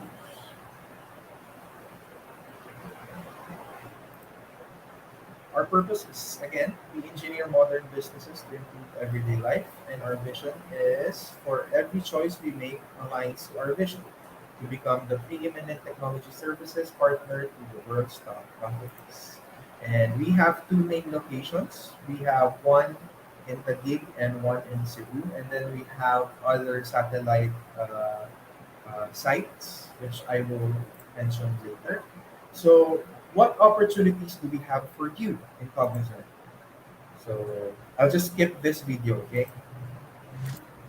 Here. So, we have I saw that we have students here from computer science and information technology, and even electronics engineers. So this might interest you: AI and analytics, informatica developer, uh, business intelligence developer, Python developer, Azure, AWS, big data management. For quality engineering and assurance, we have manual, functional, and automation testing. For digital engineering, we have Java developers, back end, and full stack. And we have digital experience, which is more on the front end, React, Angular, Node.js, AEM, Drupal, and also our iOS, Android developers. And for the BPO side, we have video sharing account, we have medical equipment account, we have retail account, financial technology or fintech account, cloud computing account, insurance account, and even life sciences or healthcare account. So we are currently hiring PHRNs, USRNs, RPH, and other allied health courses. So our satellite sites are in QC, Alabang, Pataan, and together with our main sites, Taguig and Cebu.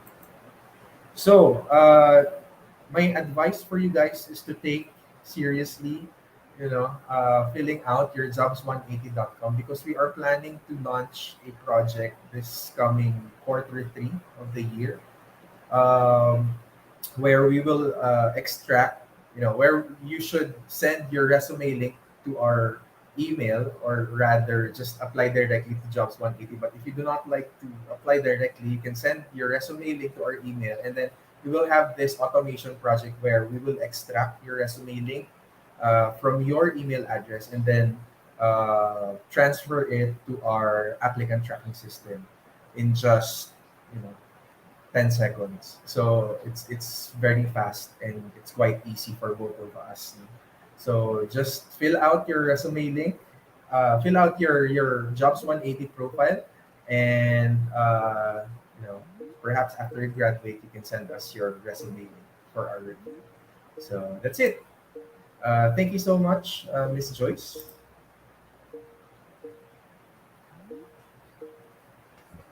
All right. Thank you so much, Sir Aaron.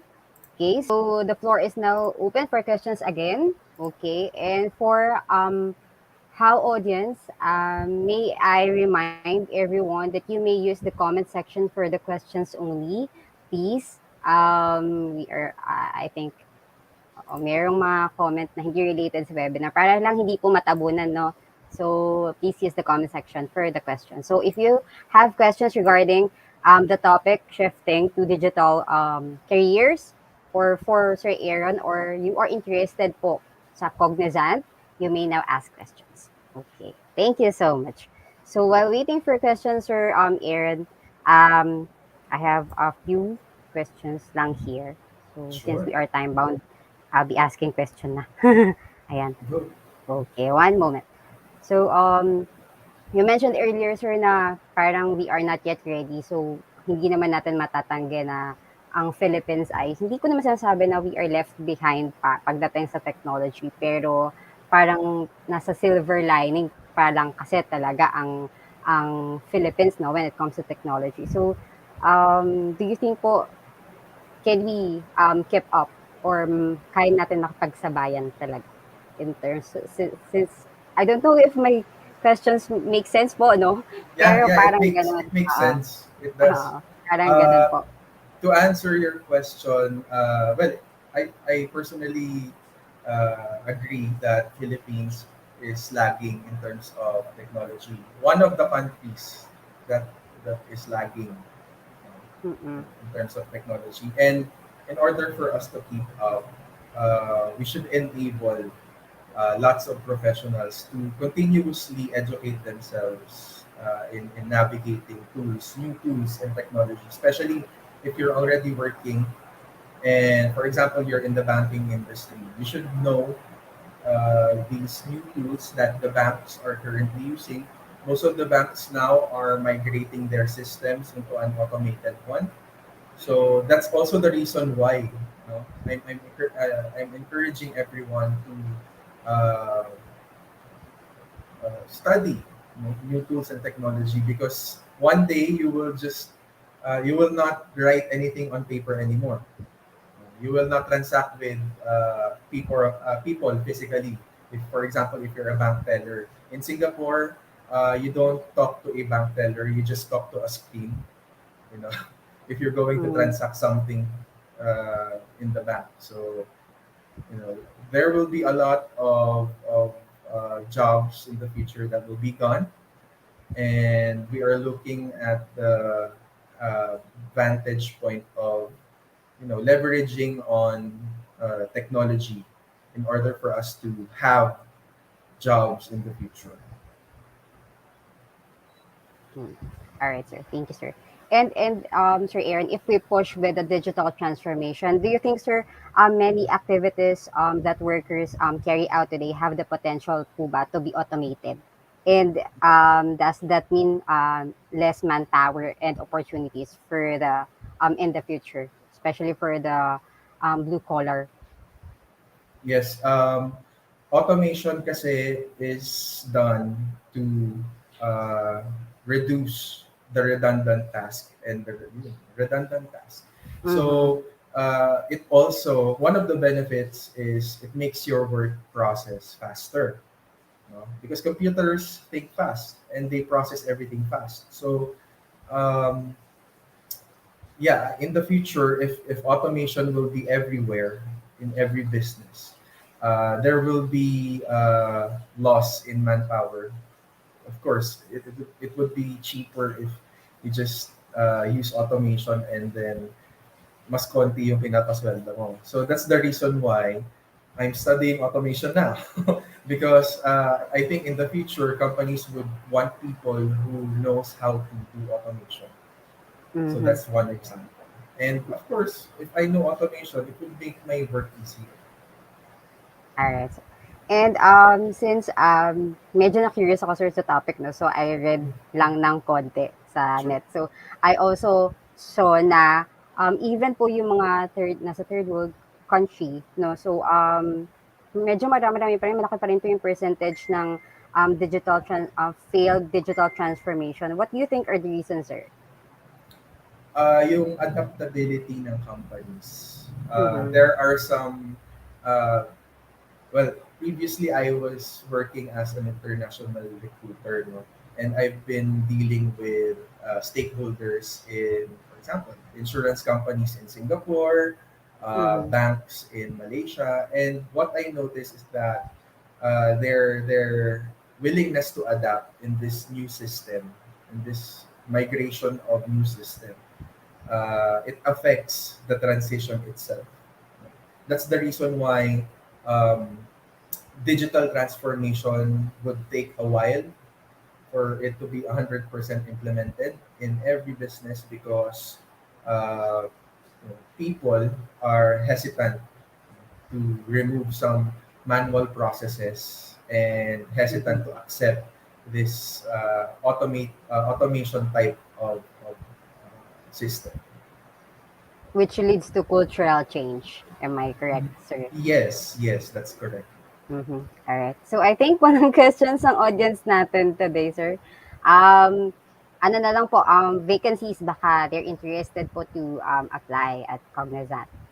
Yeah, we are planning to hire fresh grads this coming quarter three or quarter four. So please be sure to groom up your jobs180.com profile and prepare your jobs 180 resume link, because like what I said earlier, we will be having an automation project involving jobs 180, and we are hoping that there will be lots and lots of applicants through this job site.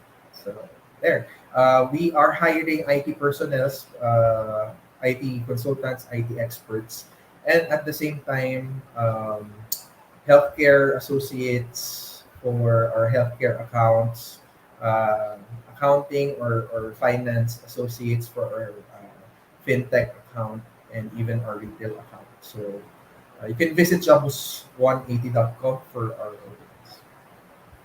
Alright. Thank you so much, Sir Aaron. Thank you so much po for joining us today, for sharing your knowledge and expertise. Maraming salamat, Sir Aaron. We wish to Thank you, have Miss you on Joyce. our set of webinars. Thank you, Sir Thank you, Miss Aaron. Joyce. Bye bye. Ingat po. All right. So, guys, if you are interested to apply at Cognizant, you may visit their career portal. It's jobs180.com/cognizantph. Again, that's jobs180.com/cognizantph. Okay. So, before I introduce our next speaker, may I remind everyone that you will be having an evaluation later. Okay, so the evaluation link will be posted at the end of the program or before. We end the session. Okay. So it will serve as your attendance for today. Okay. So the evaluation will serve as your attendance.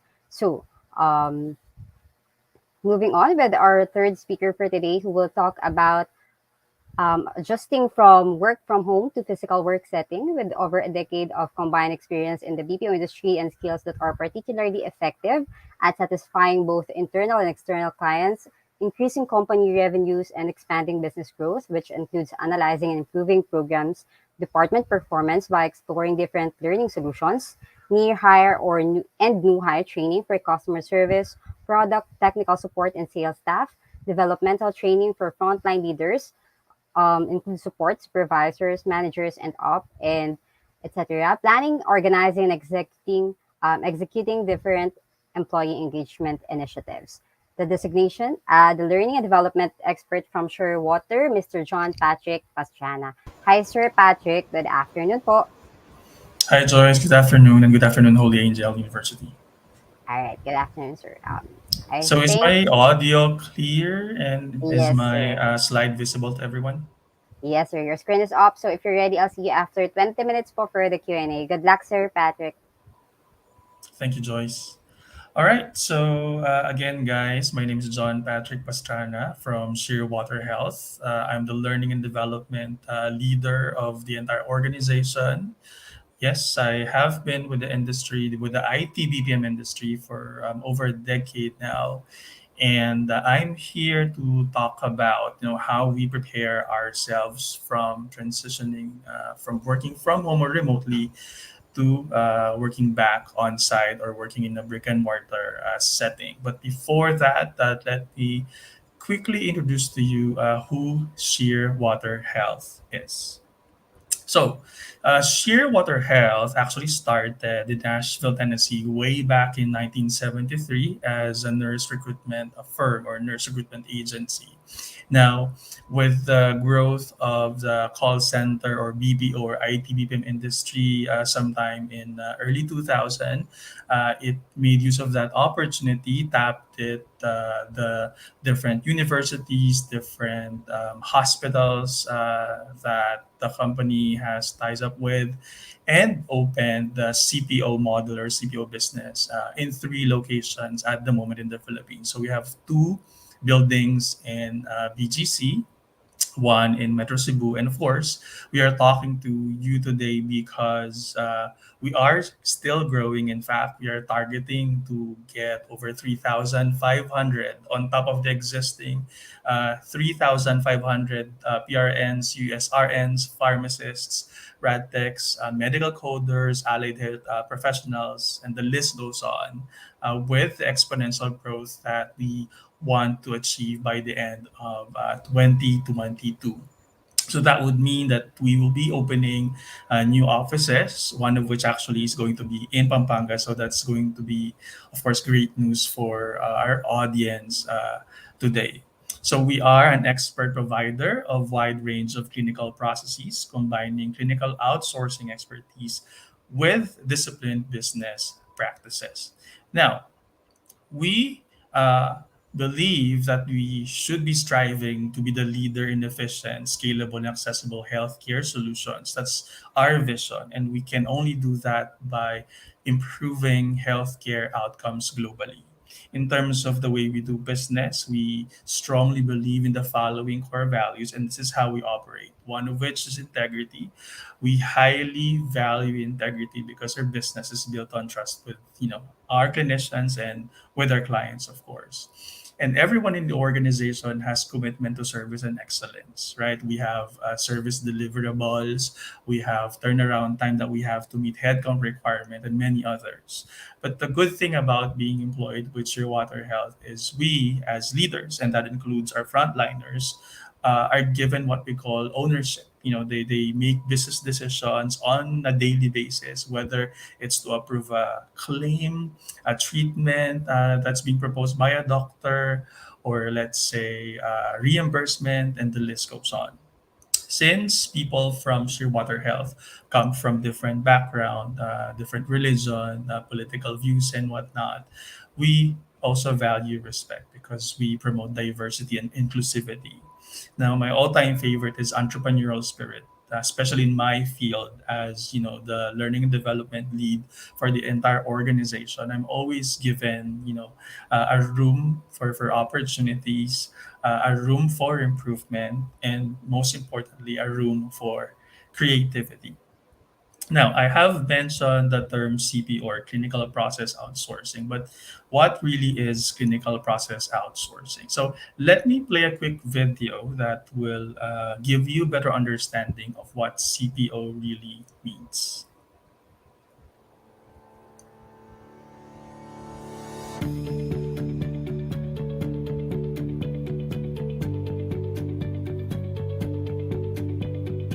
CPO is a term that our company actually created. We have a registered trademark for CPO. And for us, that is representative of the fact that we only serve healthcare clients. CPO is part of our business that we launched almost 10 years ago. It provides companies a new way to think globally and provide healthcare locally. The US healthcare industry doesn't benefit from an outsourced one-size-fits-all solution. That's why we provide our clients with highly skilled and dedicated teams of clinicians.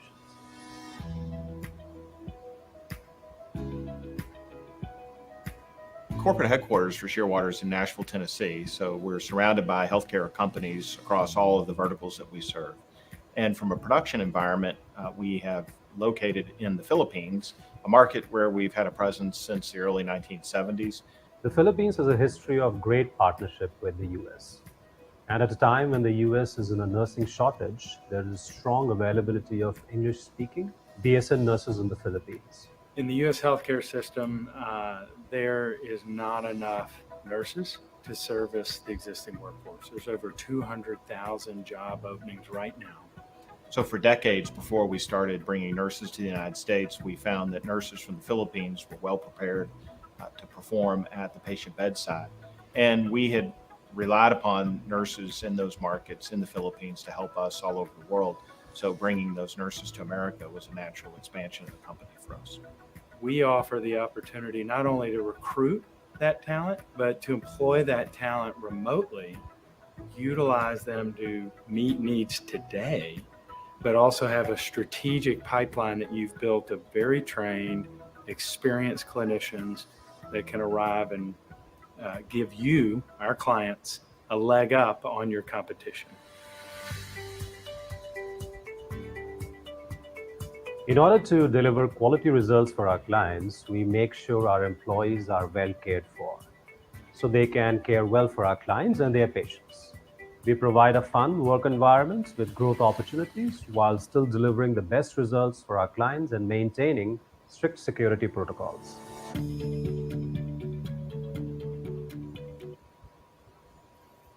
All right, so that is clinical process outsourcing, and because of that model, we were able to provide continuous support to four major verticals. We call them verticals. We have a long list of clients. We have the payer group. The payer group, in essence, these are your HMO providers, similar to your MaxiCare, similar to IntelliCare, and many others. So these are the insurers.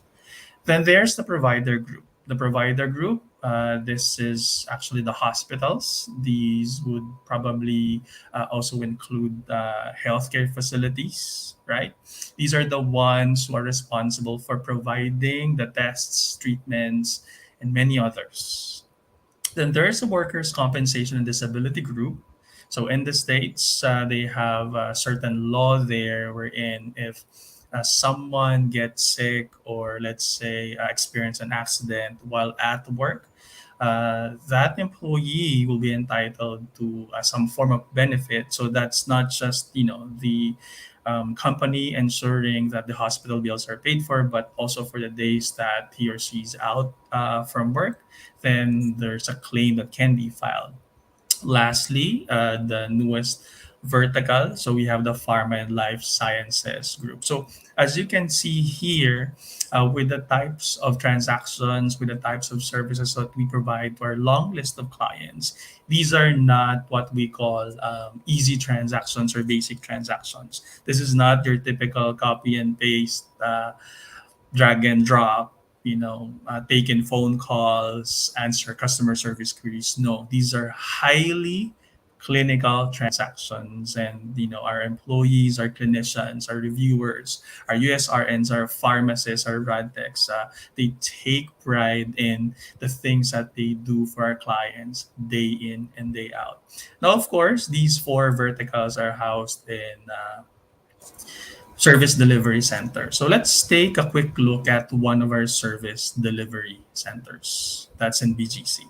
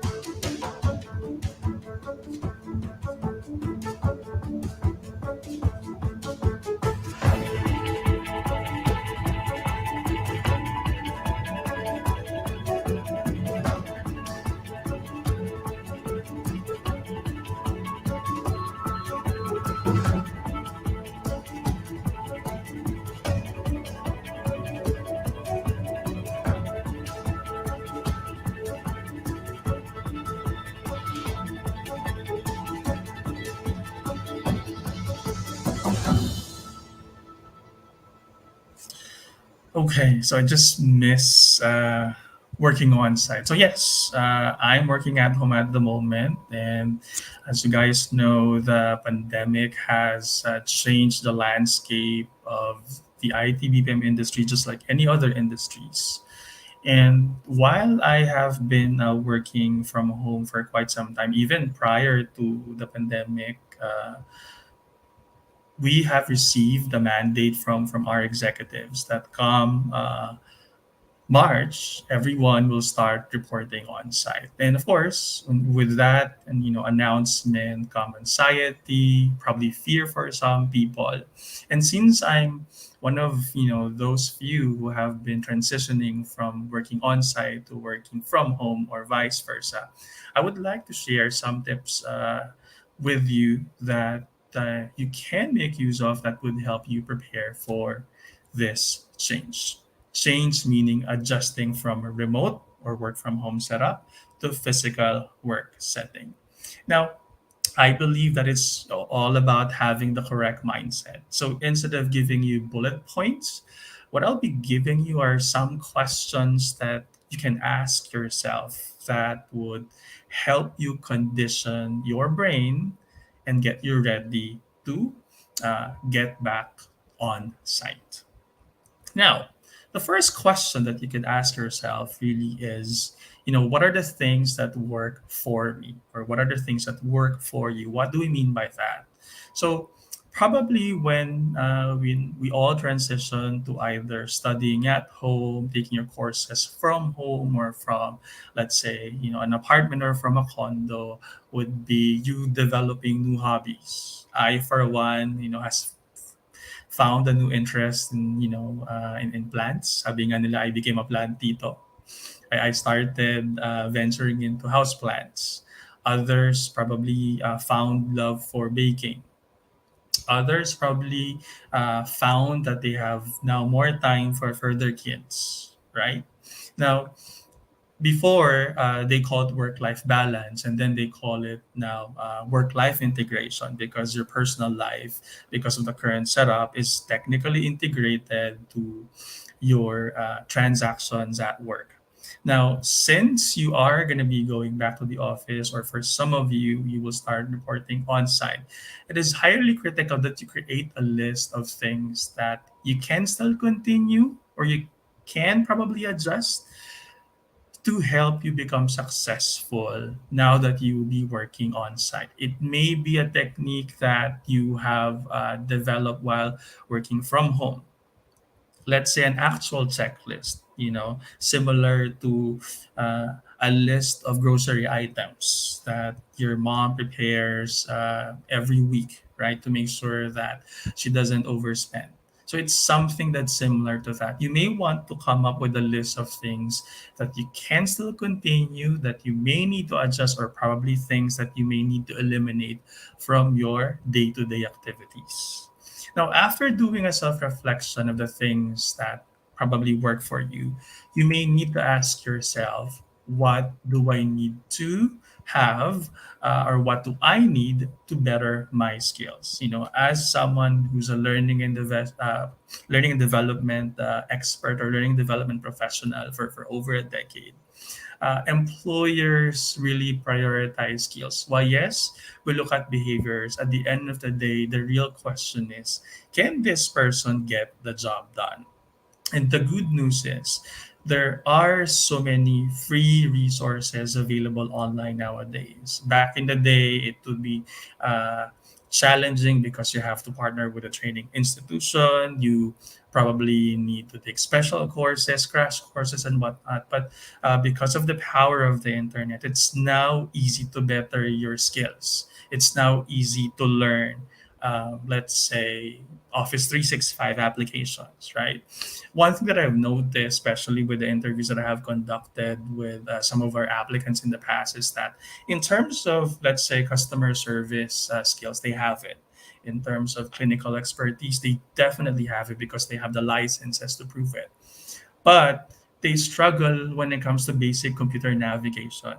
So if you're the kind of person whom struggle when it comes to these basic office applications, then please, please take time to better your skills and identify upskilling opportunities. Again, there are so many resources available online. I, for one, is a big fan of learning new things on YouTube. It's a free resource for me. And if there are new, let's say, techniques, new ways of using Microsoft Forms, because we are heavily using Microsoft Forms in the office, I just visit YouTube for quick tutorials. What else can you ask yourself? You can ask yourself, when should I be doing things? What's different about working from home or working remotely to working on site is, when you are working on site, you will strictly follow office hours, or you will be following whatever schedule that's plotted for you. So, for example, in the kind of work that I do, I mostly work mid shift, mean to say my shift starts at 1 p.m. and ends at around 10 or 11 p.m. Our clinicians sometimes work in the morning. There are a few who support you as clients, who work at night.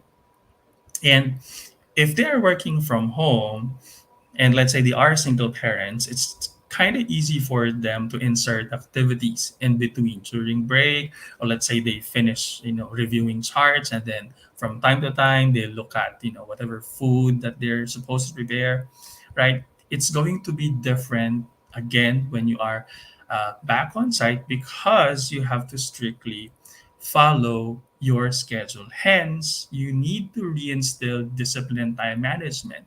So, like what Aaron has mentioned earlier, right? In terms of changes, probably some of us would wear like a decent top when doing, Zoom meetings or Microsoft meetings, but then they're wearing boxers or whatever because you can only see the upper part of your body. Now you have to go back to waking up early. So, for example, just to share, guys, I used to work there in Clarkfield, Pampanga, and I was living here in Manila. And my shift starts at 1 p.m., right? I was with a different organization then.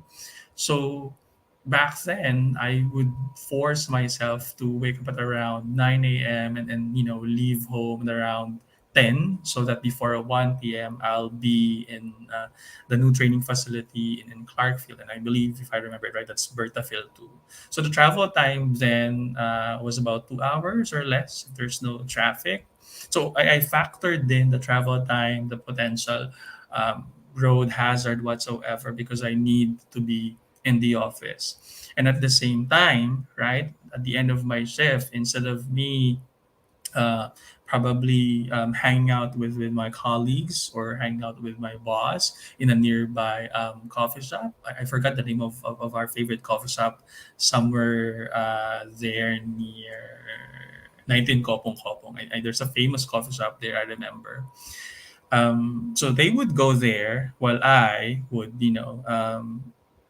head my way home because again the following day I need to be back in the office before 1 p.m.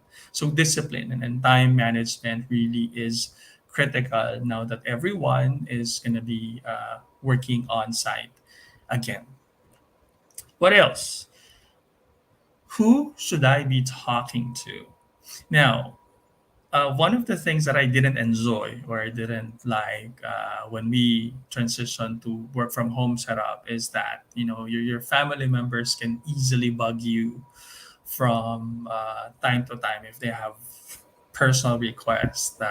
For example, my mom would knock at my door even though she's aware that I'm in a session or I'm in a meeting, and then ask, anong gusto mong ulam, or magtira ba kita ng buro, or gusto mo ba ng isda, those things, or sometimes gossips, right?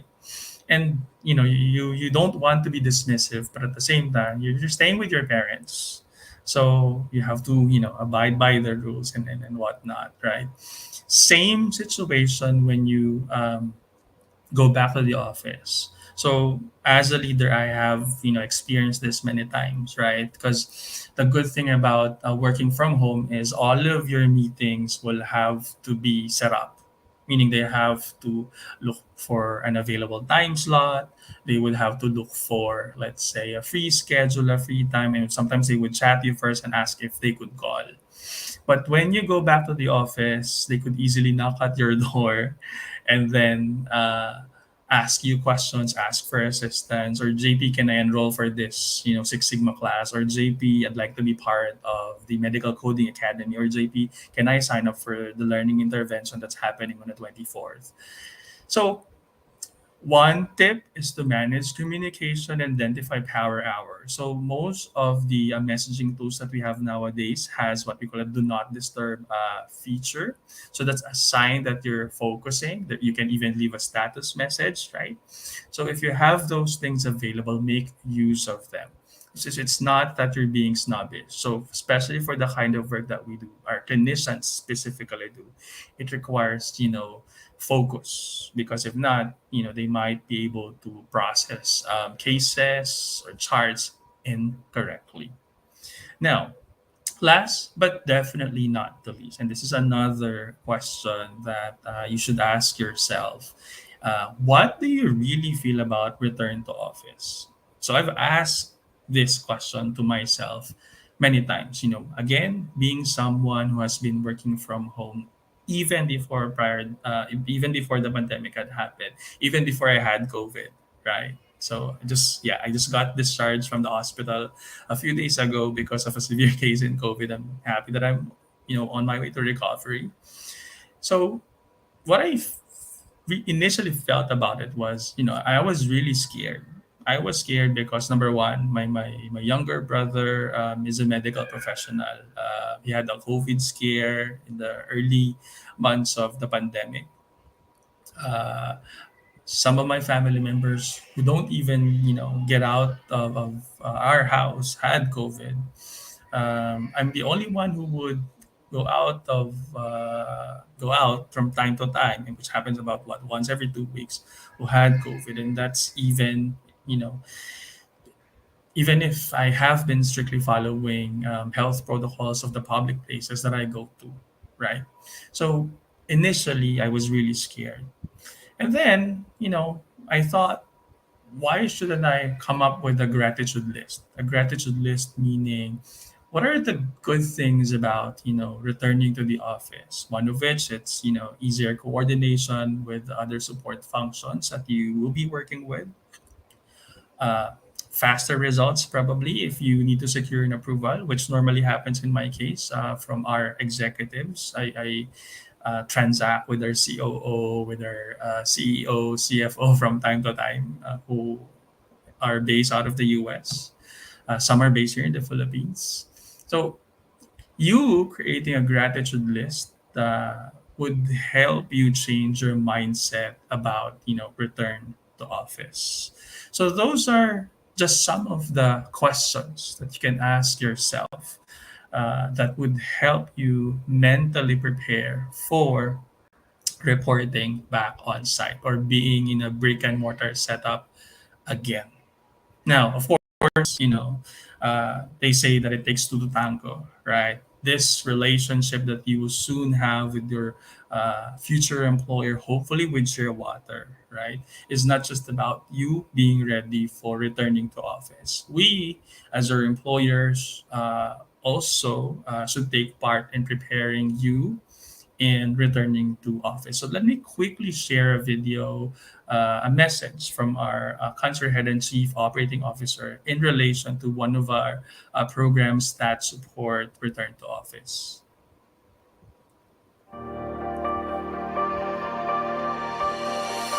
Dear colleagues, this is Anshum Sinai, your Chief Operating Officer and Country Manager.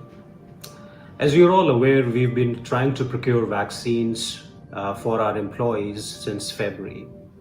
Recently, we got to know that we'll be able to receive Moderna vaccines starting end of June, and they will come over three tranches, and we will be able to provide vaccination for all our employees starting end of June till end of this year. Now, as you may be aware that WHO as well as government of Philippines and other governments across the world are encouraging their citizens to go out and get vaccinated. I know you have a lot of doubts, you have a lot of questions. Come forward and ask those questions. But do know that the only way out of this pandemic globally for all of us is to get vaccinated. There is no bad vaccine. All the vaccines work correctly. They ensure that the number of cases go down. You take the case of different countries like US, like Israel, or any other countries where vaccinations have gone up. A lot of European countries have now started opening up their businesses, their restaurants, and things like that, so that the people can go out without wearing the masks, etc., and enjoy their normal lives as they used to before COVID. And as you see, you can read it online that all this has been made possible only because of mass vaccination. So I encourage you to come out when we are able to bring the vaccines to you, either get it done through us, or you can go to your LGUs and get it done through them. Either ways, please do get vaccinated. Encourage your family members, your friends, your parents to get vaccinated. That's the only way out for all of us who are part of the Philippines economy to go back to normal and start contributing to the development of this country. Thank you.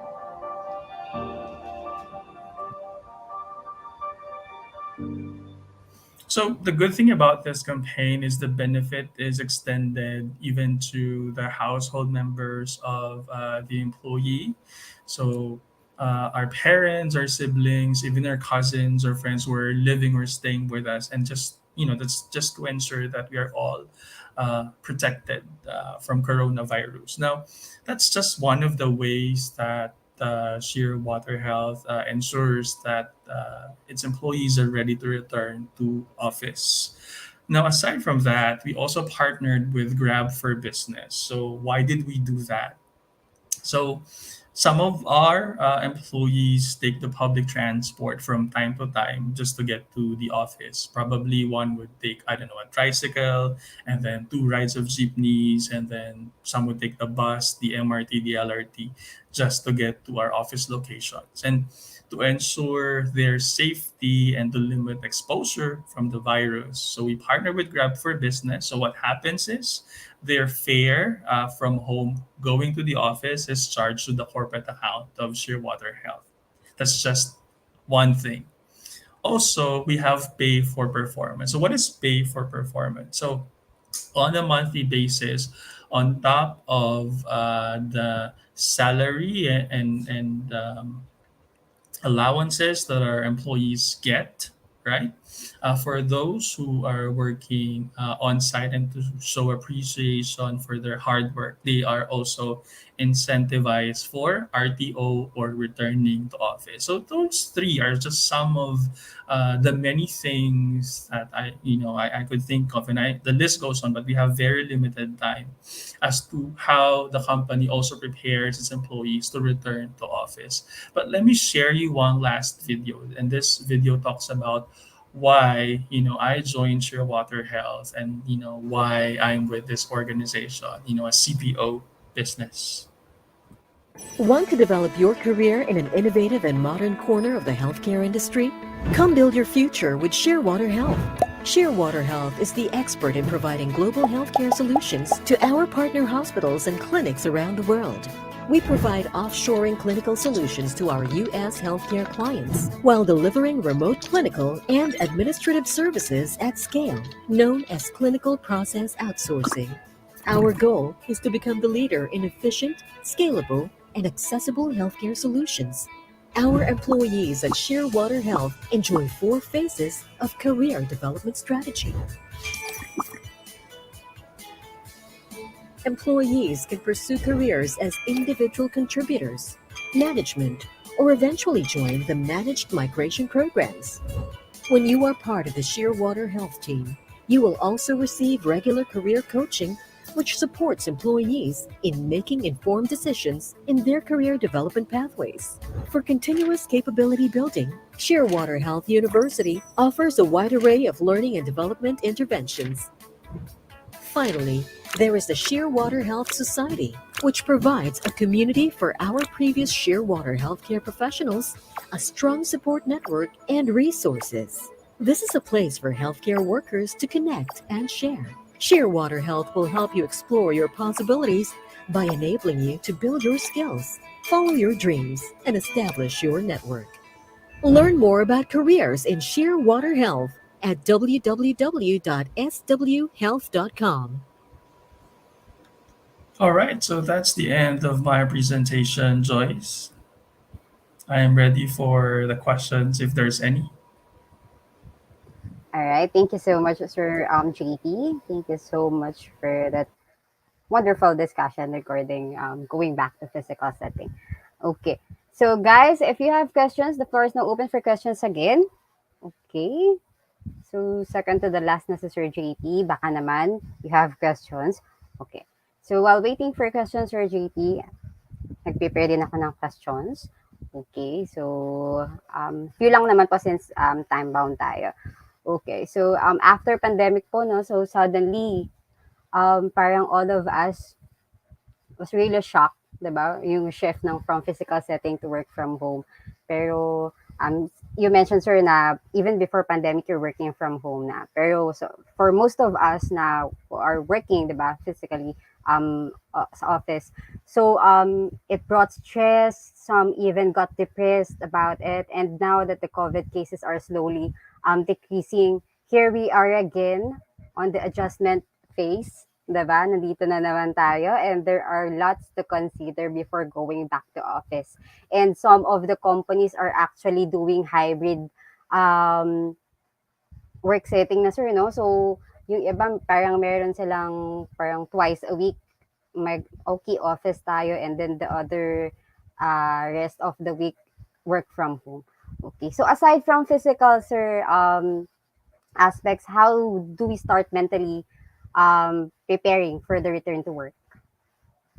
Well, I think it's very important that you continue the things that work for you. For instance, if you develop a certain hobby, whether it's taking care of your plants, biking, if your community allows you to do so. Some people did not really gain weight during the pandemic. Some even became healthier. It's one of my Mhm. goals actually for this year after what had happened very recently with me. So finding something that makes you feel good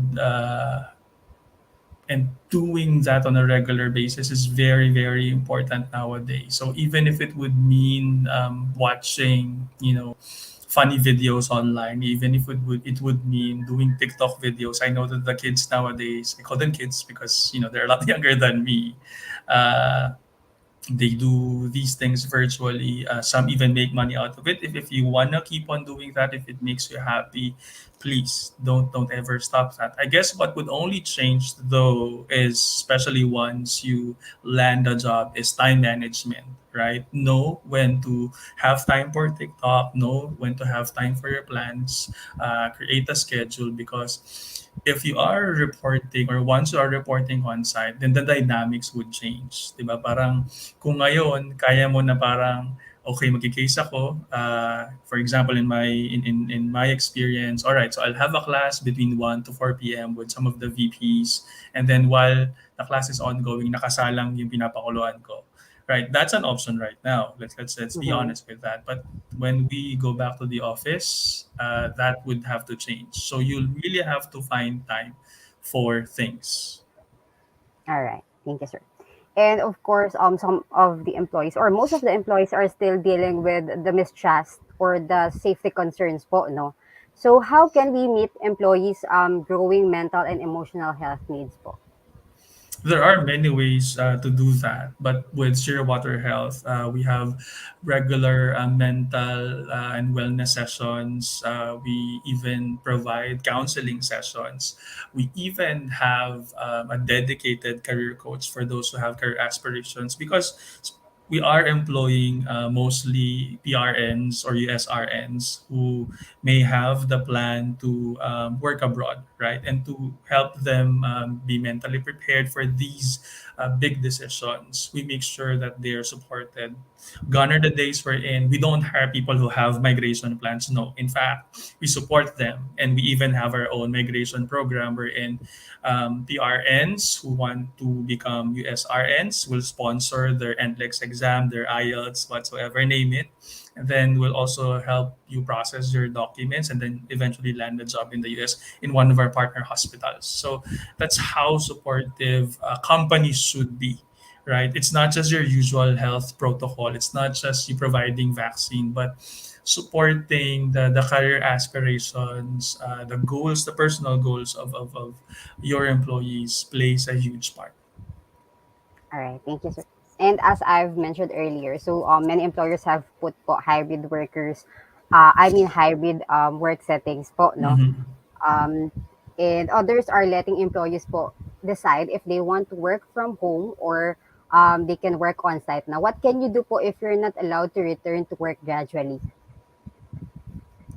Well, my personal advice is to talk to your leaders and provide reason as to why you can't at the moment. So, Mm-hmm. for example, the initial return to work office was supposed to, in our, in Shearwater Health, was supposed to start back in February. But again, nagkaroon na naman tayo ng surge. And then I personally got hospitalized because of COVID.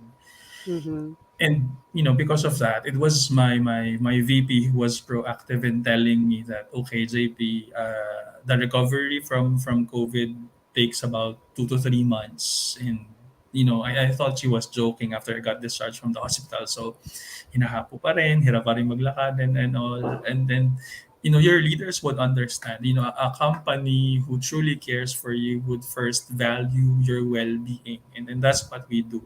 So, while others, ang ginagawa kasi ng iba, yes, may hybrid, may parang mixed setup, diba? Sadly, there are companies out there na parang they do carrot and stick. When I say carrot and stick, so sige, I'll let you work from home, but if your performance suffers, parang magiging punishment yung work on site. So that really doesn't encourage people to work on site. So in our case, it's different, right? So we reward you, we provide you incentive should you decide to work on site. All right, thank you, sir. So actually, my next question is about protecting employees who come to work, no? Pero you answered na earlier na Cognizant may Grab. So, ang masasabi lang natin, sana all.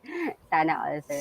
Ayan, so sana sa lahat ng companies, no, meron tayong. Pero syempre, may mga companies pa rin na struggling, we understand it. Yeah. At lahat tayo gusto pa rin, gusto natin makabangon, no?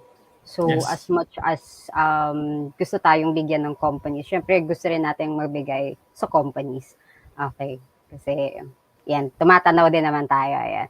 So, I think that would be all. And God is good, Sir JP. Yeah. You survived. You survived Yeah. COVID. Isa sa nakakatakot talaga ngayon yan. Yeah, Okay. super. I never thought I'd, personally experience it because wala naman ako masyadong labas and then nagkaroon. So, di ba, we just have to really be very, very careful and we have to take good care of our health. That's the lesson that I learned this year. Thank you, sir. Yan, sir. So, thank you so much po for sharing your knowledge and expertise. Maraming salamat for joining us today, sir. So, we wish to have you on our next set of webinars. Thank you so much, Sir JP. Thank you, Joyce, and thank you, Whole Angel. All right. Okay, so our fourth speaker who will talk about motivation and productivity. Ms. Mitch is a registered psychometrician and an HR professional. She holds a bachelor's degree in psychology and is currently working as an associate HR business partner in Factset Philippines Incorporated. Prior to HR business partnering, she was with the employee relations team of the same company and has gained experience in employee and labor relations, performance management, and employee engagement. The associate HR business partner from Factset, Ms. Michelle Cantos, RPM. Hi, Ms. Michelle. Hi, Ms. Mitch. Hi, Joyce. Hello, Holy Angel University. Good All right. afternoon. It's a gloomy day in my end. All right, ma'am. Same po. Same din. May lag din sa akin. So, ma'am, I think your screen is up. So, if you're ready, I'll see you after 20 minutes for the Q&A. Good luck, Ms. Mitch. Yeah, thanks, Joyce. Again, good afternoon, everyone. I don't know if it's also gloomy on your end, just as here in Batangas. But yeah, I hope you're still with me, and thank you for this opportunity to have me and to be with you in this opportunity.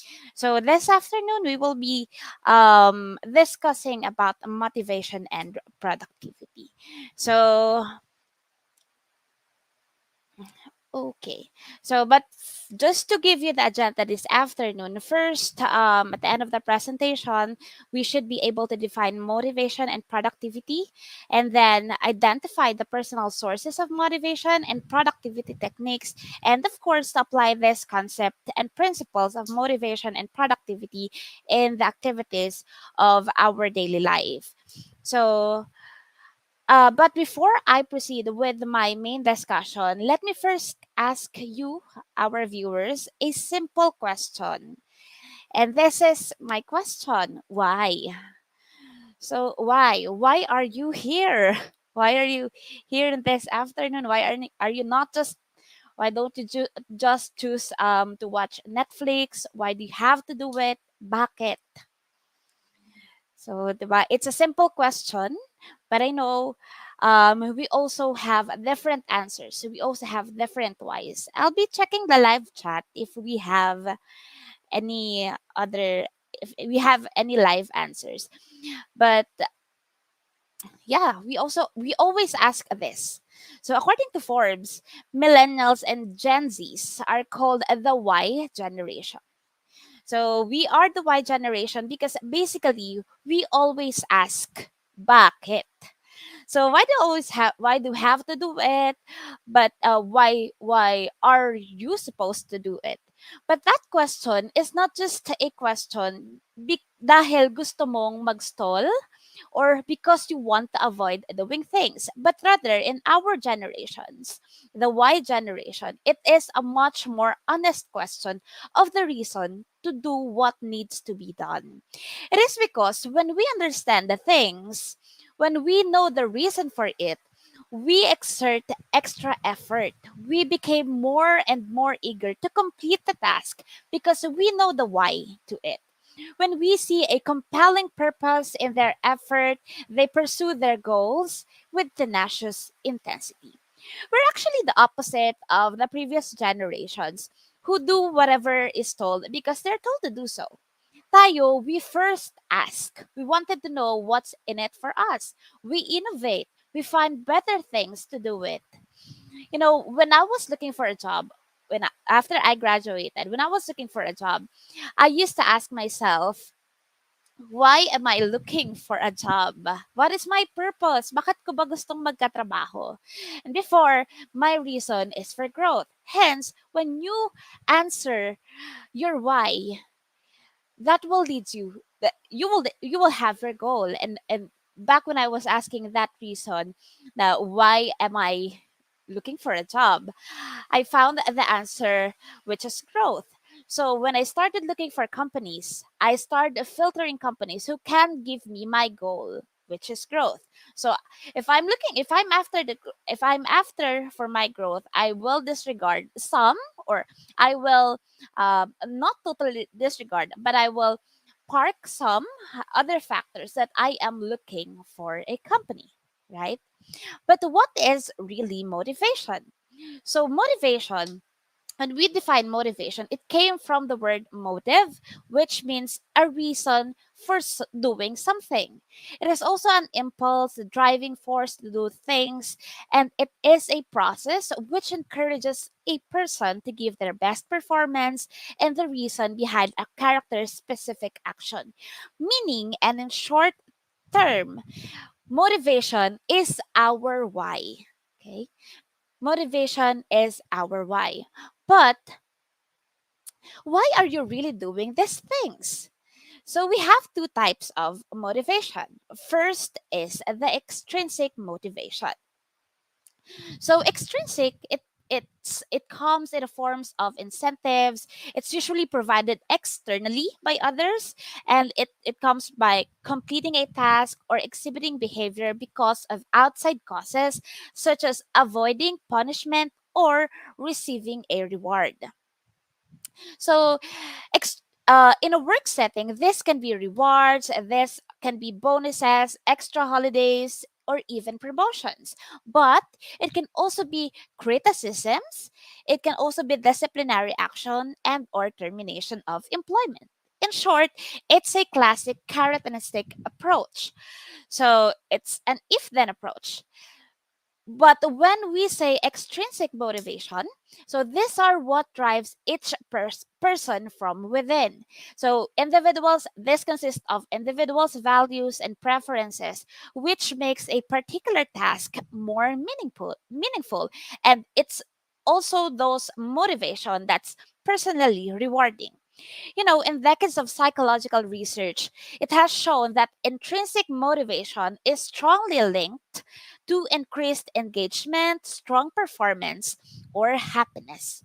There are actually a lot of different motivation theories, but it all boils down to people having different kinds of motivation and people being motivated differently. So, if this is the case, now that we have identified these types of motivation, why are there still days wherein we feel like we are unmotivated? So I have here some of the many reasons why you may feel unmotivated and how you can probably deal with it. So first is you are working for the wrong reasons. So if you're doing for someone else, if you're doing things for someone else, if you take that course or that undergraduate program just because your parents told you told you to get that or to do so. If you're doing that, if you are doing this because your friends are doing it, if you're just conforming to the norm, then you are more likely to lose interest. And mind you, this often lead to burnout. So what can we do about this? So go back to your whys. Go back to the very reason why you are doing this.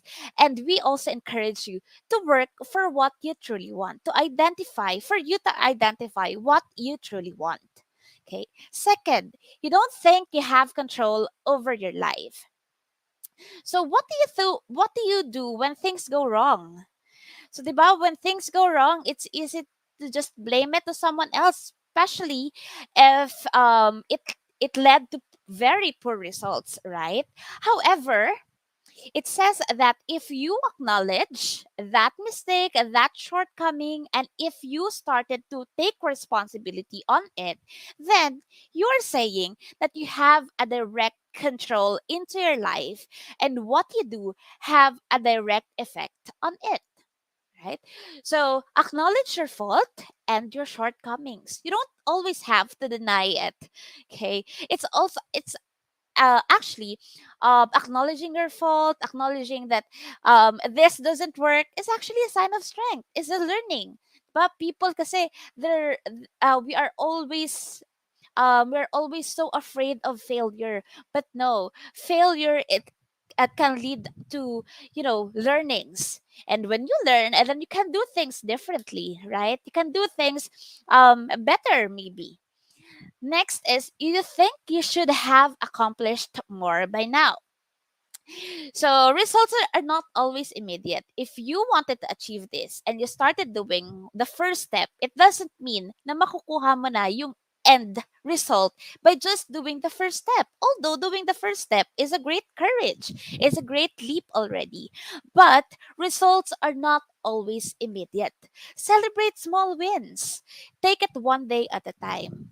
Diba? If you're trying to play a guitar, if you're trying to learn a new hobby, it doesn't mean na kapag when you buy that guitar, and when you buy that when you enroll in that music school, by just one day you are already great, you have already mastered it.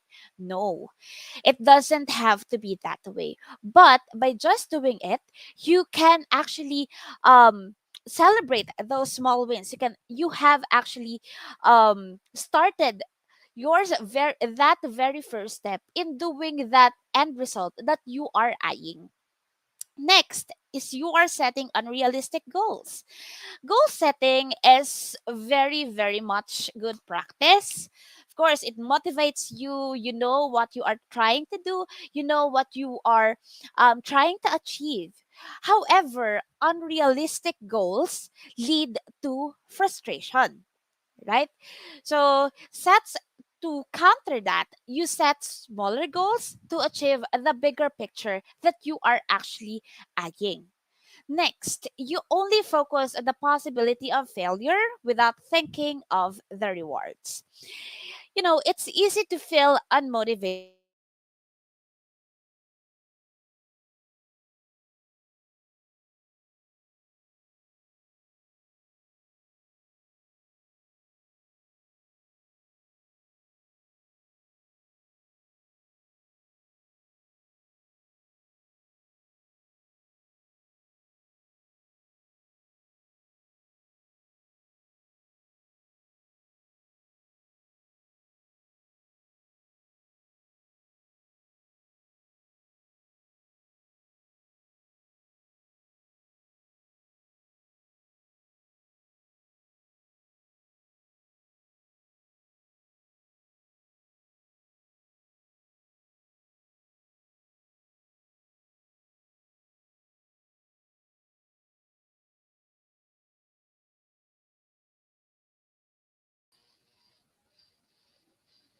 Okay, so I think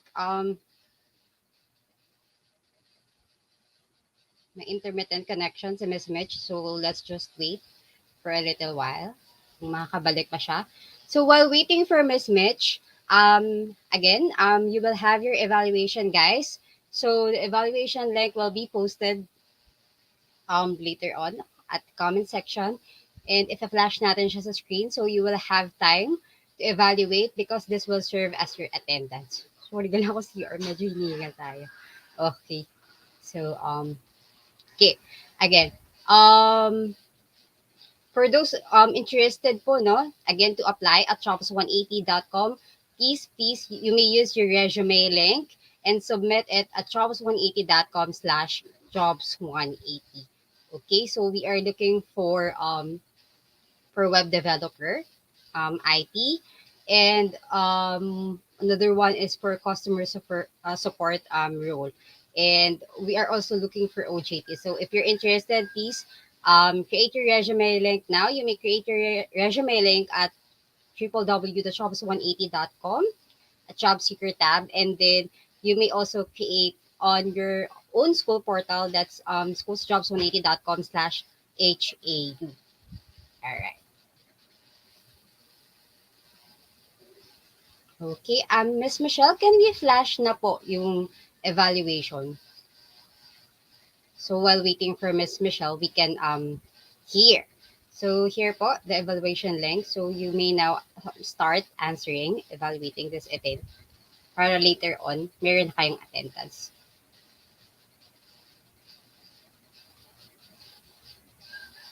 All right.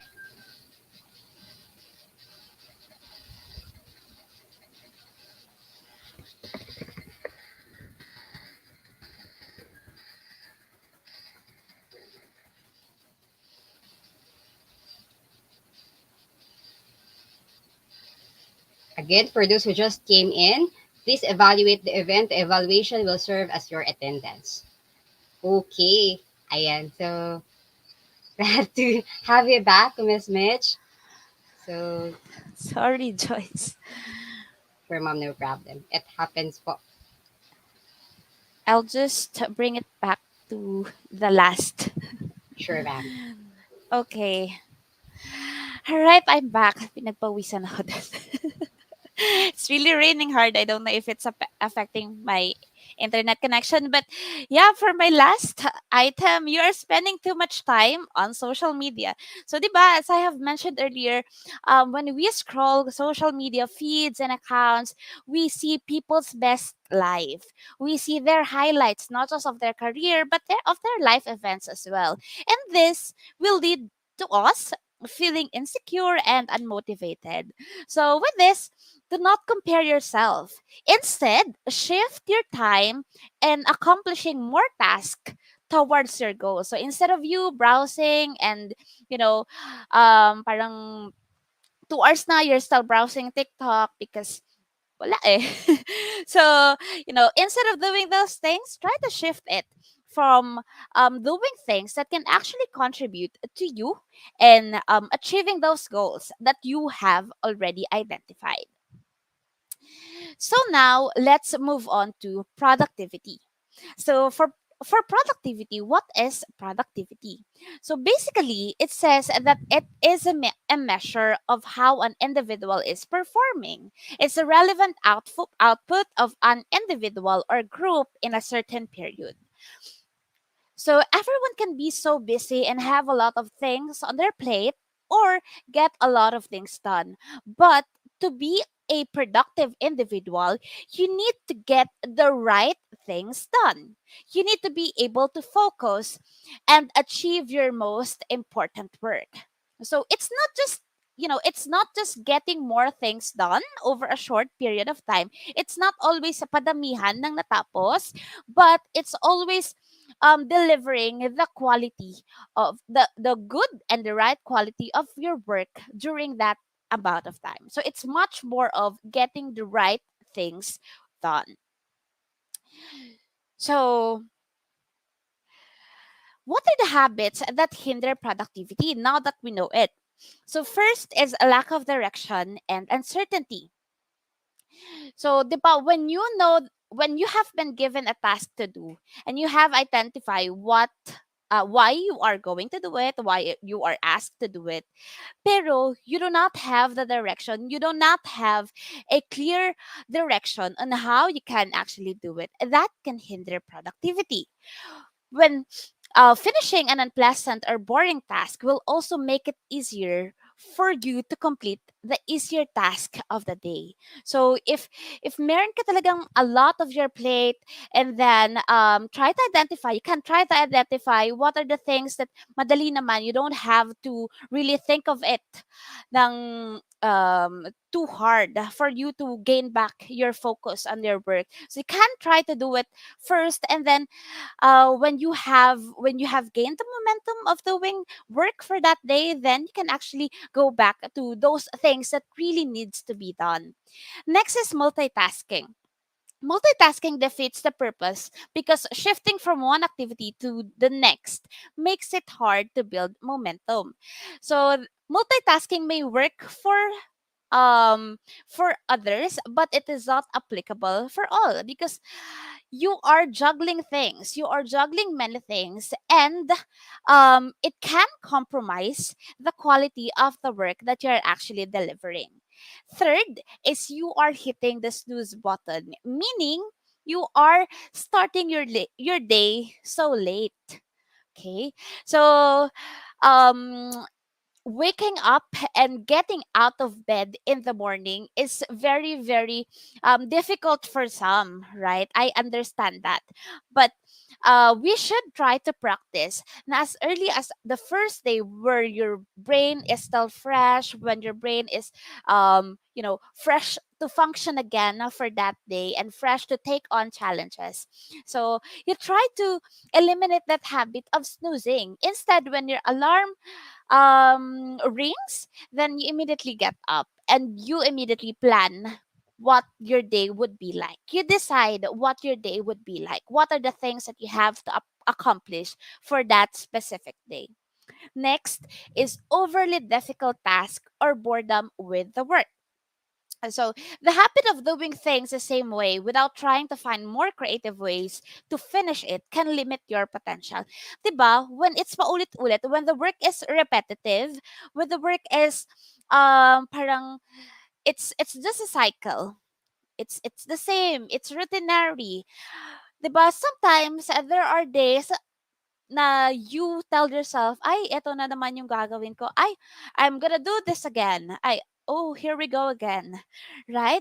But the best way to do this is to keep an open mind and to adapt to new situation, because actually there are a lot of companies and even schools that are trying to adapt to new situations and invest in technological innovation that helps us achieve more with less time and effort, para hindi palaging paulit-ulit. But in addition to that, you can always try to find more creative ways of doing things.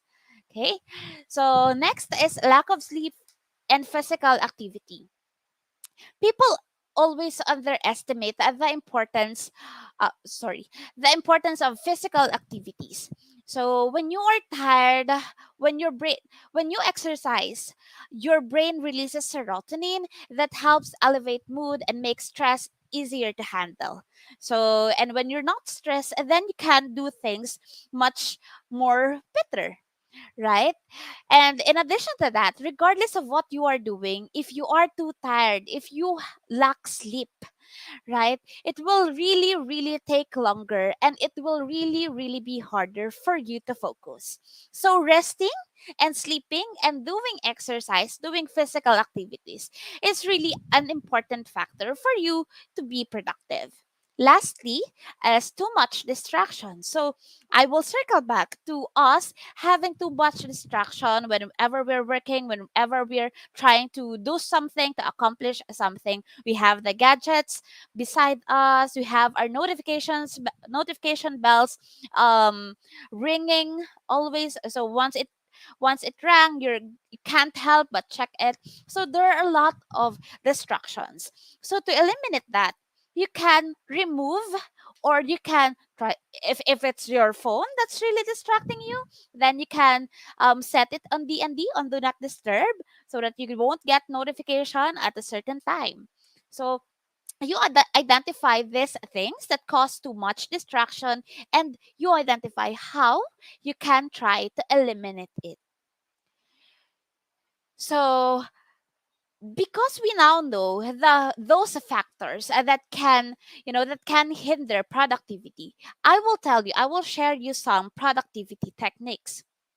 First is the Pomodoro technique. This is a method for staying focused and mentally fresh. How do you do the Pomodoro technique? First, you pick a task. Second, you set a 25-minute timer. Third, you work on your task until that 25 minutes is over. After 25 minutes, you take 5-minute break. And after that 5-minute break, you go back to step one. You go pick and task again. You do things. You do a particular task for 25 minutes, and after 25 minutes, you take another short break of 5 minutes. So you do the first four steps for 4 times, and after four repetition, then you take a longer break of 15 to 30-minute break. So in our company, in Factset, we do this. And this is actually also in compliance with DOLE. So, diba, when you have a job that's always sitting, so, diba, when we always encourage our employees that after 2 hours of sitting, we encourage them to take quick breaks. Because you can't always just be doing that way, and it also helps you in the ergonomic planning. So we really encourage our employees to take breaks, and so um that is also applicable for you, regardless if you are on the working sector, if you are still studying.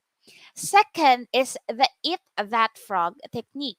So, what do you mean by eat that frog? First is you identify that frog. And when we say frog, this is the hardest and the most important task for a day. So, for that one, you identify what is the most important thing that you should accomplish by the end of your working hours, by the end of your day. So you identify that and then you eat it. When you eat it, meaning you do it.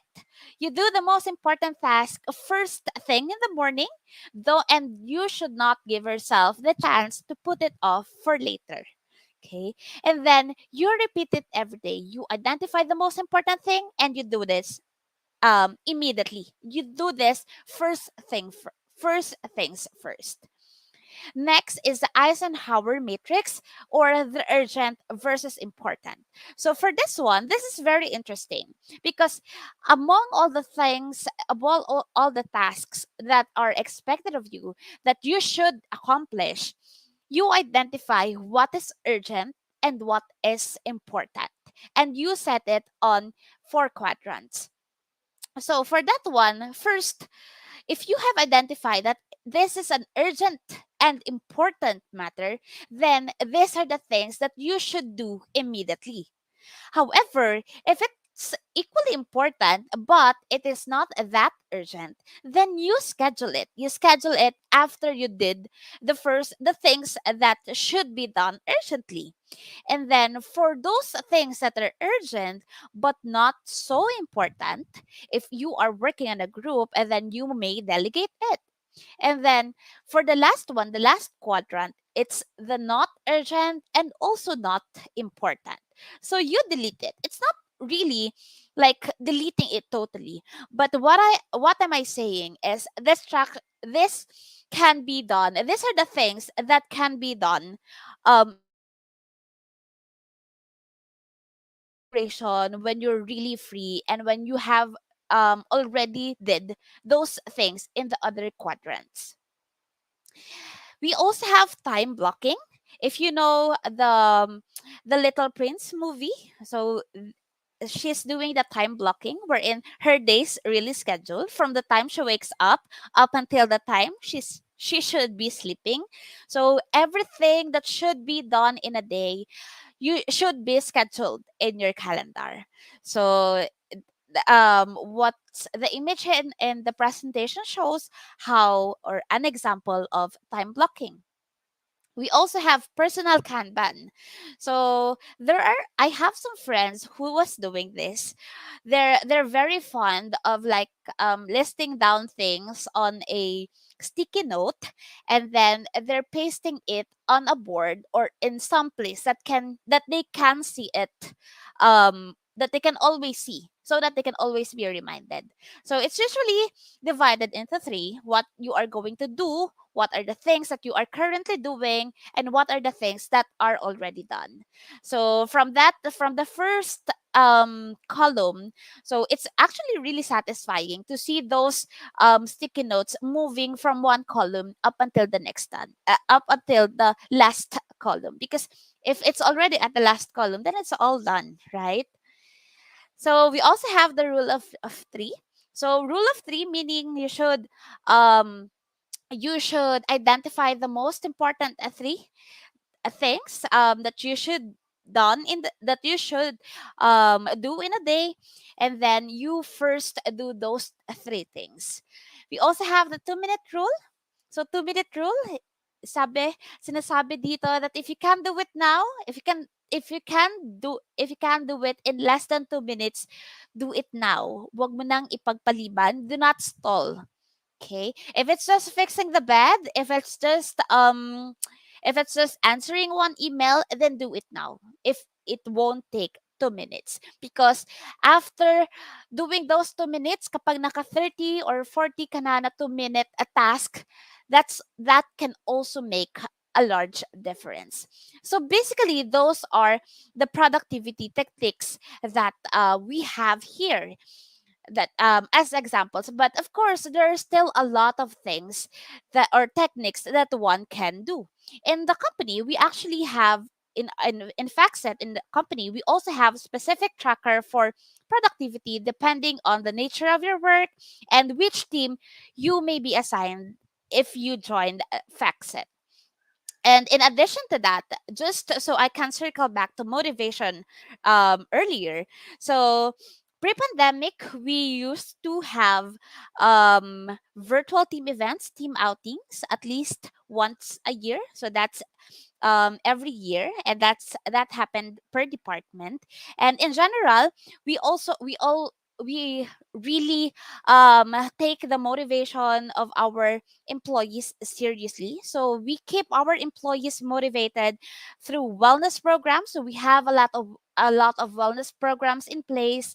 We give rewards and recognitions, and we also recognize their service and loyalty to the company. So those are just some of the practice that we do in Factset.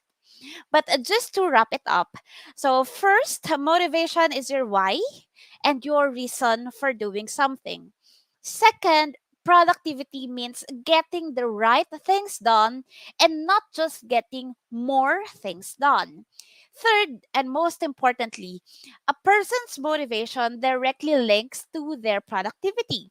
If you know why you're doing something, if you know why you're doing things, then the higher the chance to be more focused on your work, to put your best effort, and not to waste any time on non productive activities.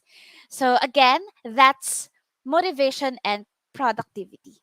So I hope you learned this afternoon. I guess I extended for some time, but just before I call back Miss Joyce, I still invite you to join us in Factset Philippines. So start a career with Factset by sending your resumes via jobs180.com and using this link flash on the screen. So again, thank you everyone for joining, and thank you for this opportunity. Miss Joyce, handing this over. All right. Thank you so much, Miss Mitch. Ayan. So, okay. So, guys, last topic na natin ito for today. Last, nasa Miss Mitch as our guest speaker. So, if you have questions, this is the right time. Okay. So, you may use the comment box for questions. Okay. So, please type them in. So, if you have questions. Okay. So, while waiting for questions, how are you, Miss Mitch? I'm good. Thank you, Joyce. Na ano ko, nabother ako kasi ang lakas ng ulan. It's really Same raining lang, hard right medyo, now. oo nga po, medyo iba yung panahon today. So, kahit sa amin I po, know. struggling sa internet. Okay. So, here's my question, ma'am. So, while waiting for questions galing sa how. Okay, so for you, Miss Mitch, the question is, how do you stay motivated and productive from the distractions at home? Okay, thank you. This is a personal question. So, Yeah. um, well, during the tech run earlier, I mentioned that to Sir Kim that I am really not working from home. So ever since the pandemic began, I really chose to work on site because when I tried working from home, I don't think it's really for me. Because when I'm working from home in Manila, I'm just at home, I'm just in my room, and then the only time that my tita would call me or people in our house would call me is during meals. And and wala pang assurance that I can be with them during meals because there may be times that we also have meetings at lunch. So it's really I find it, for me personally, I find it not for me because I'm just stuck in a box. And I am a social person. I am very social, Joyce. I have a lot of friends and I have done things na during the pandemic, yung first wave, I have done things na to video call them, to have this all those virtual things just to catch up with them. But wala talaga. It helps. It really helps for quite some time. But at least for the work, I really chose to be in the office because at the end of the day, I can feel the separation, the physical separation of my work and my personal life.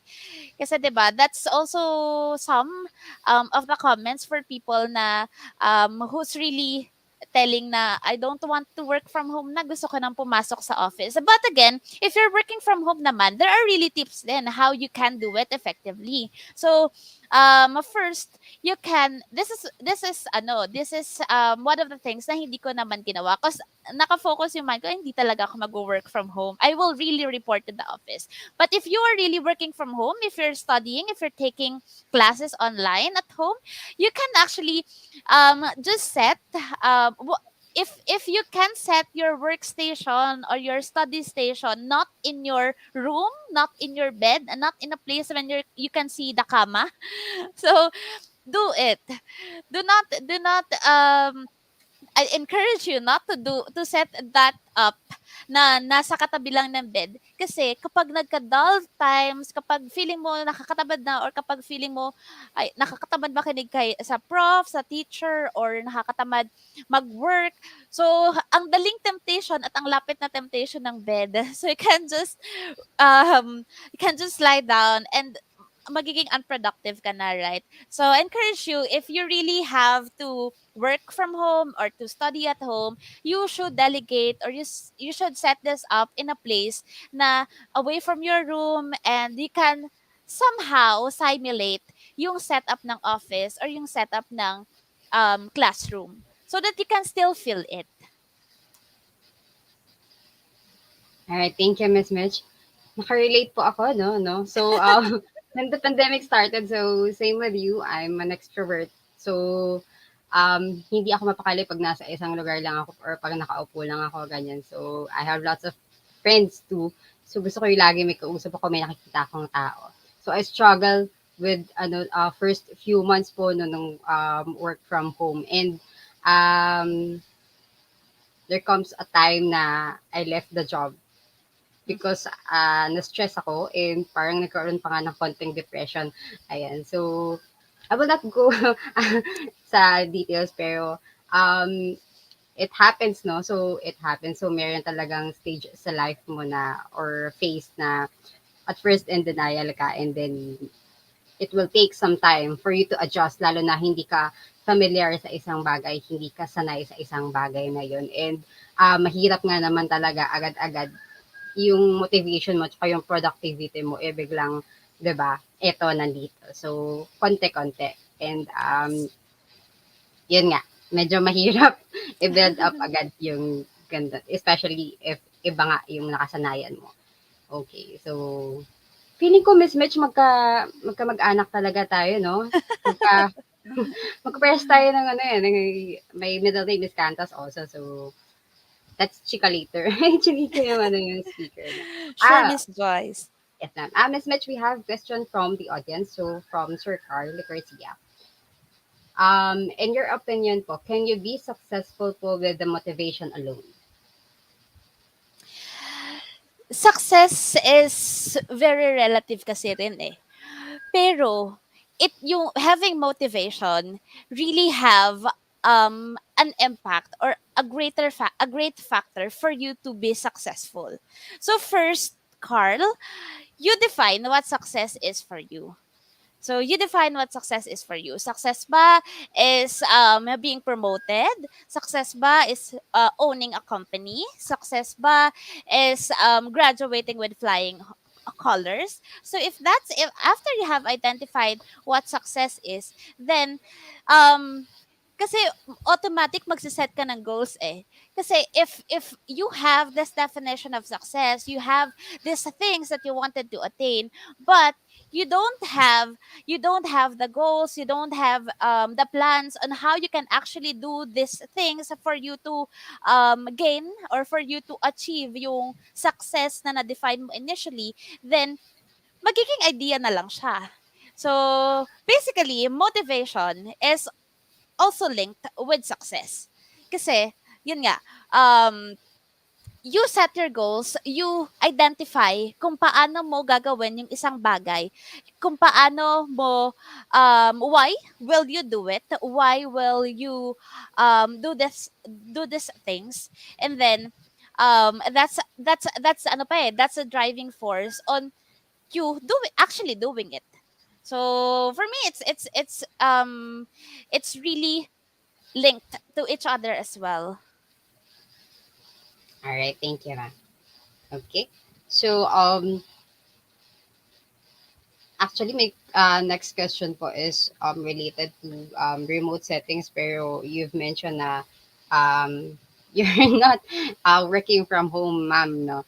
So, but there are studies po kasi I read na um, most of the employees po na working from home are actually more productive and more motivated nung nag-shift sila from physical setting to work from home. Pero we're not really 100% sure, no? So, I think subjective yung question. So, or Yes. the And reporting. Mm-mm. So, yun, ma'am. How can we separate na lang, ma'am, um, the word itself, work from home or work and home? Kasi may mga nalilito pa rin, no? So, habang nagwo-work may yumayaya sa'yo, may nakikita ka, "Uy ano, merong ano sa baba, ano baba ka muna." Gaganon. Yung temptation nandiyan lang eh. ang lapit. Yes po. Okay. For that one, for the separation of work from home and work and home, kasi it's really ano eh, we are already 2 years, going 2 years in this pandemic. So for some, you may be working from home for 2 years na rin already. So for that one, as I have mentioned earlier, it is really good if you can allocate your working space and you can have a specific schedule. So regardless kung mayaya sa'yo, if you know that your working schedule is until 5 p.m., if your class is up until 5 p.m., if you have meetings to attend to up until 5 p.m., then you should be engaged by your work and by the things that you should be doing up until 5 p.m. So another factor is the setting itself. So if you can try to simulate the office setting, the classroom setting, so that somehow your brain is still it's still conditioned that you have that, hey, well, hindi ka bakasyon. You're not at home because you are on vacation. You have to face me. You have the laptop, you have the computer, you have to face me, and you have to deliver.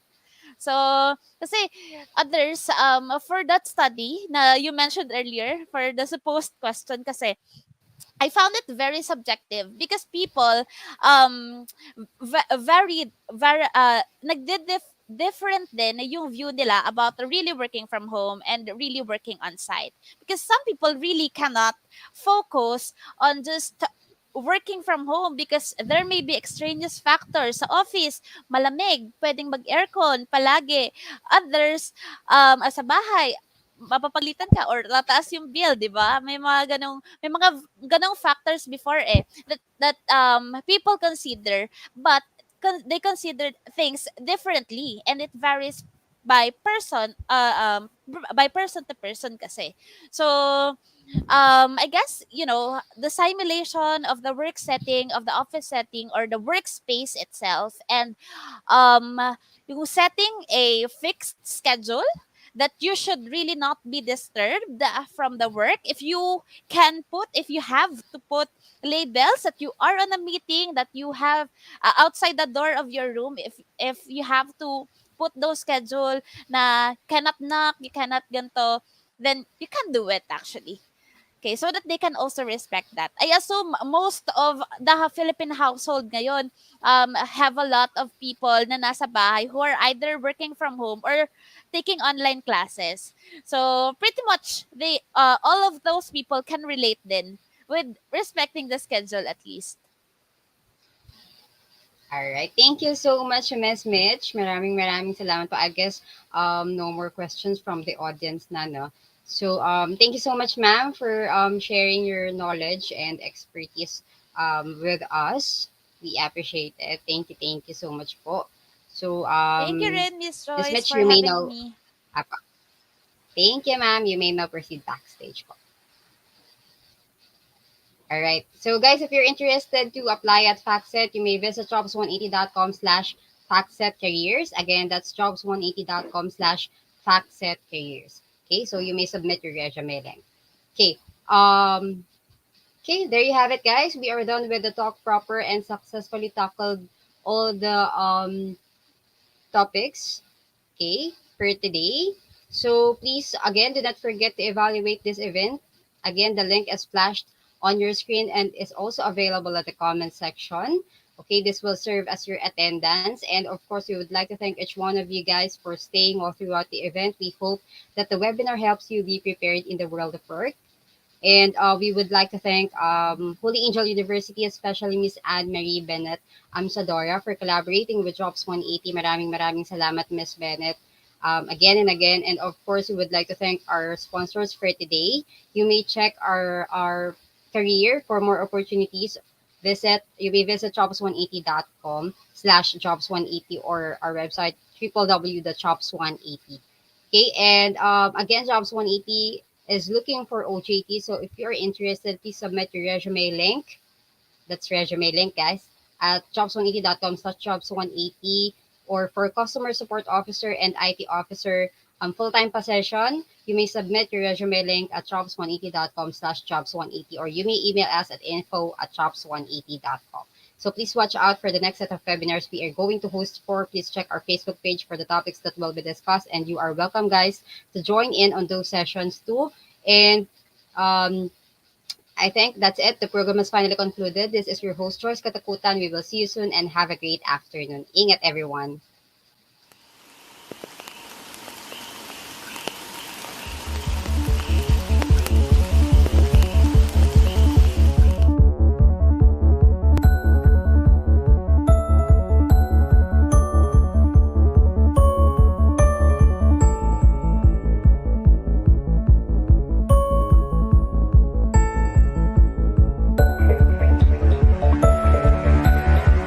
At Greenfield, land is our legacy.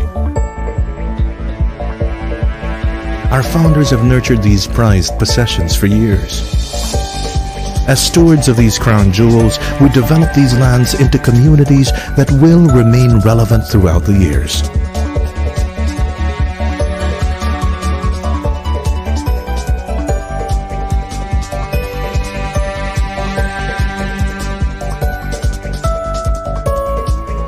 Simultaneously working with nature while employing the latest in technology.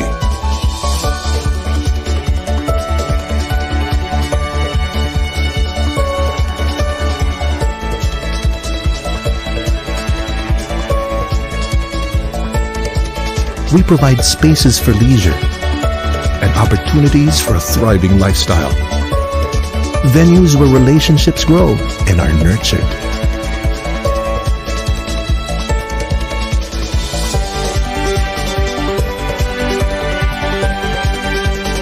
We build residential towers that are part of well thought out and planned communities.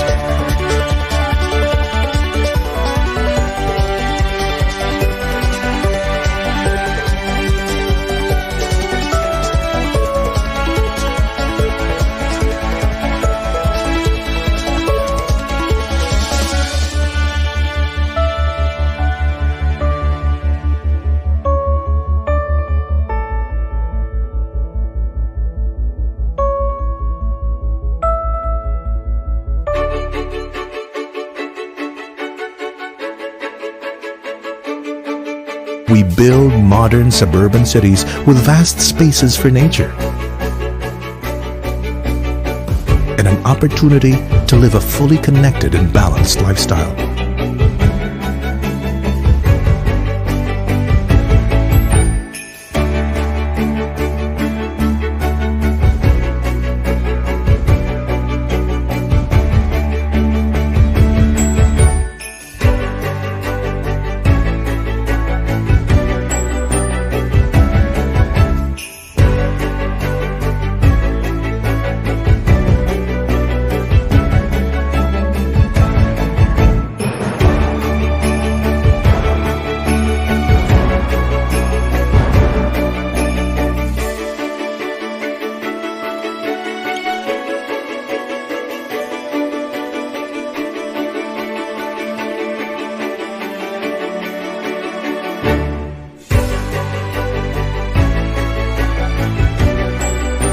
We provide living spaces that flourish with life and heritage.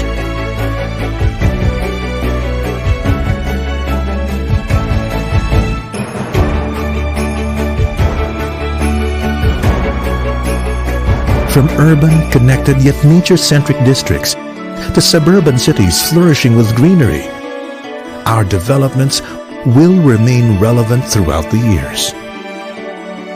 Let this be the legacy you bequeath to your children and your children's children. Let our land be your legacy.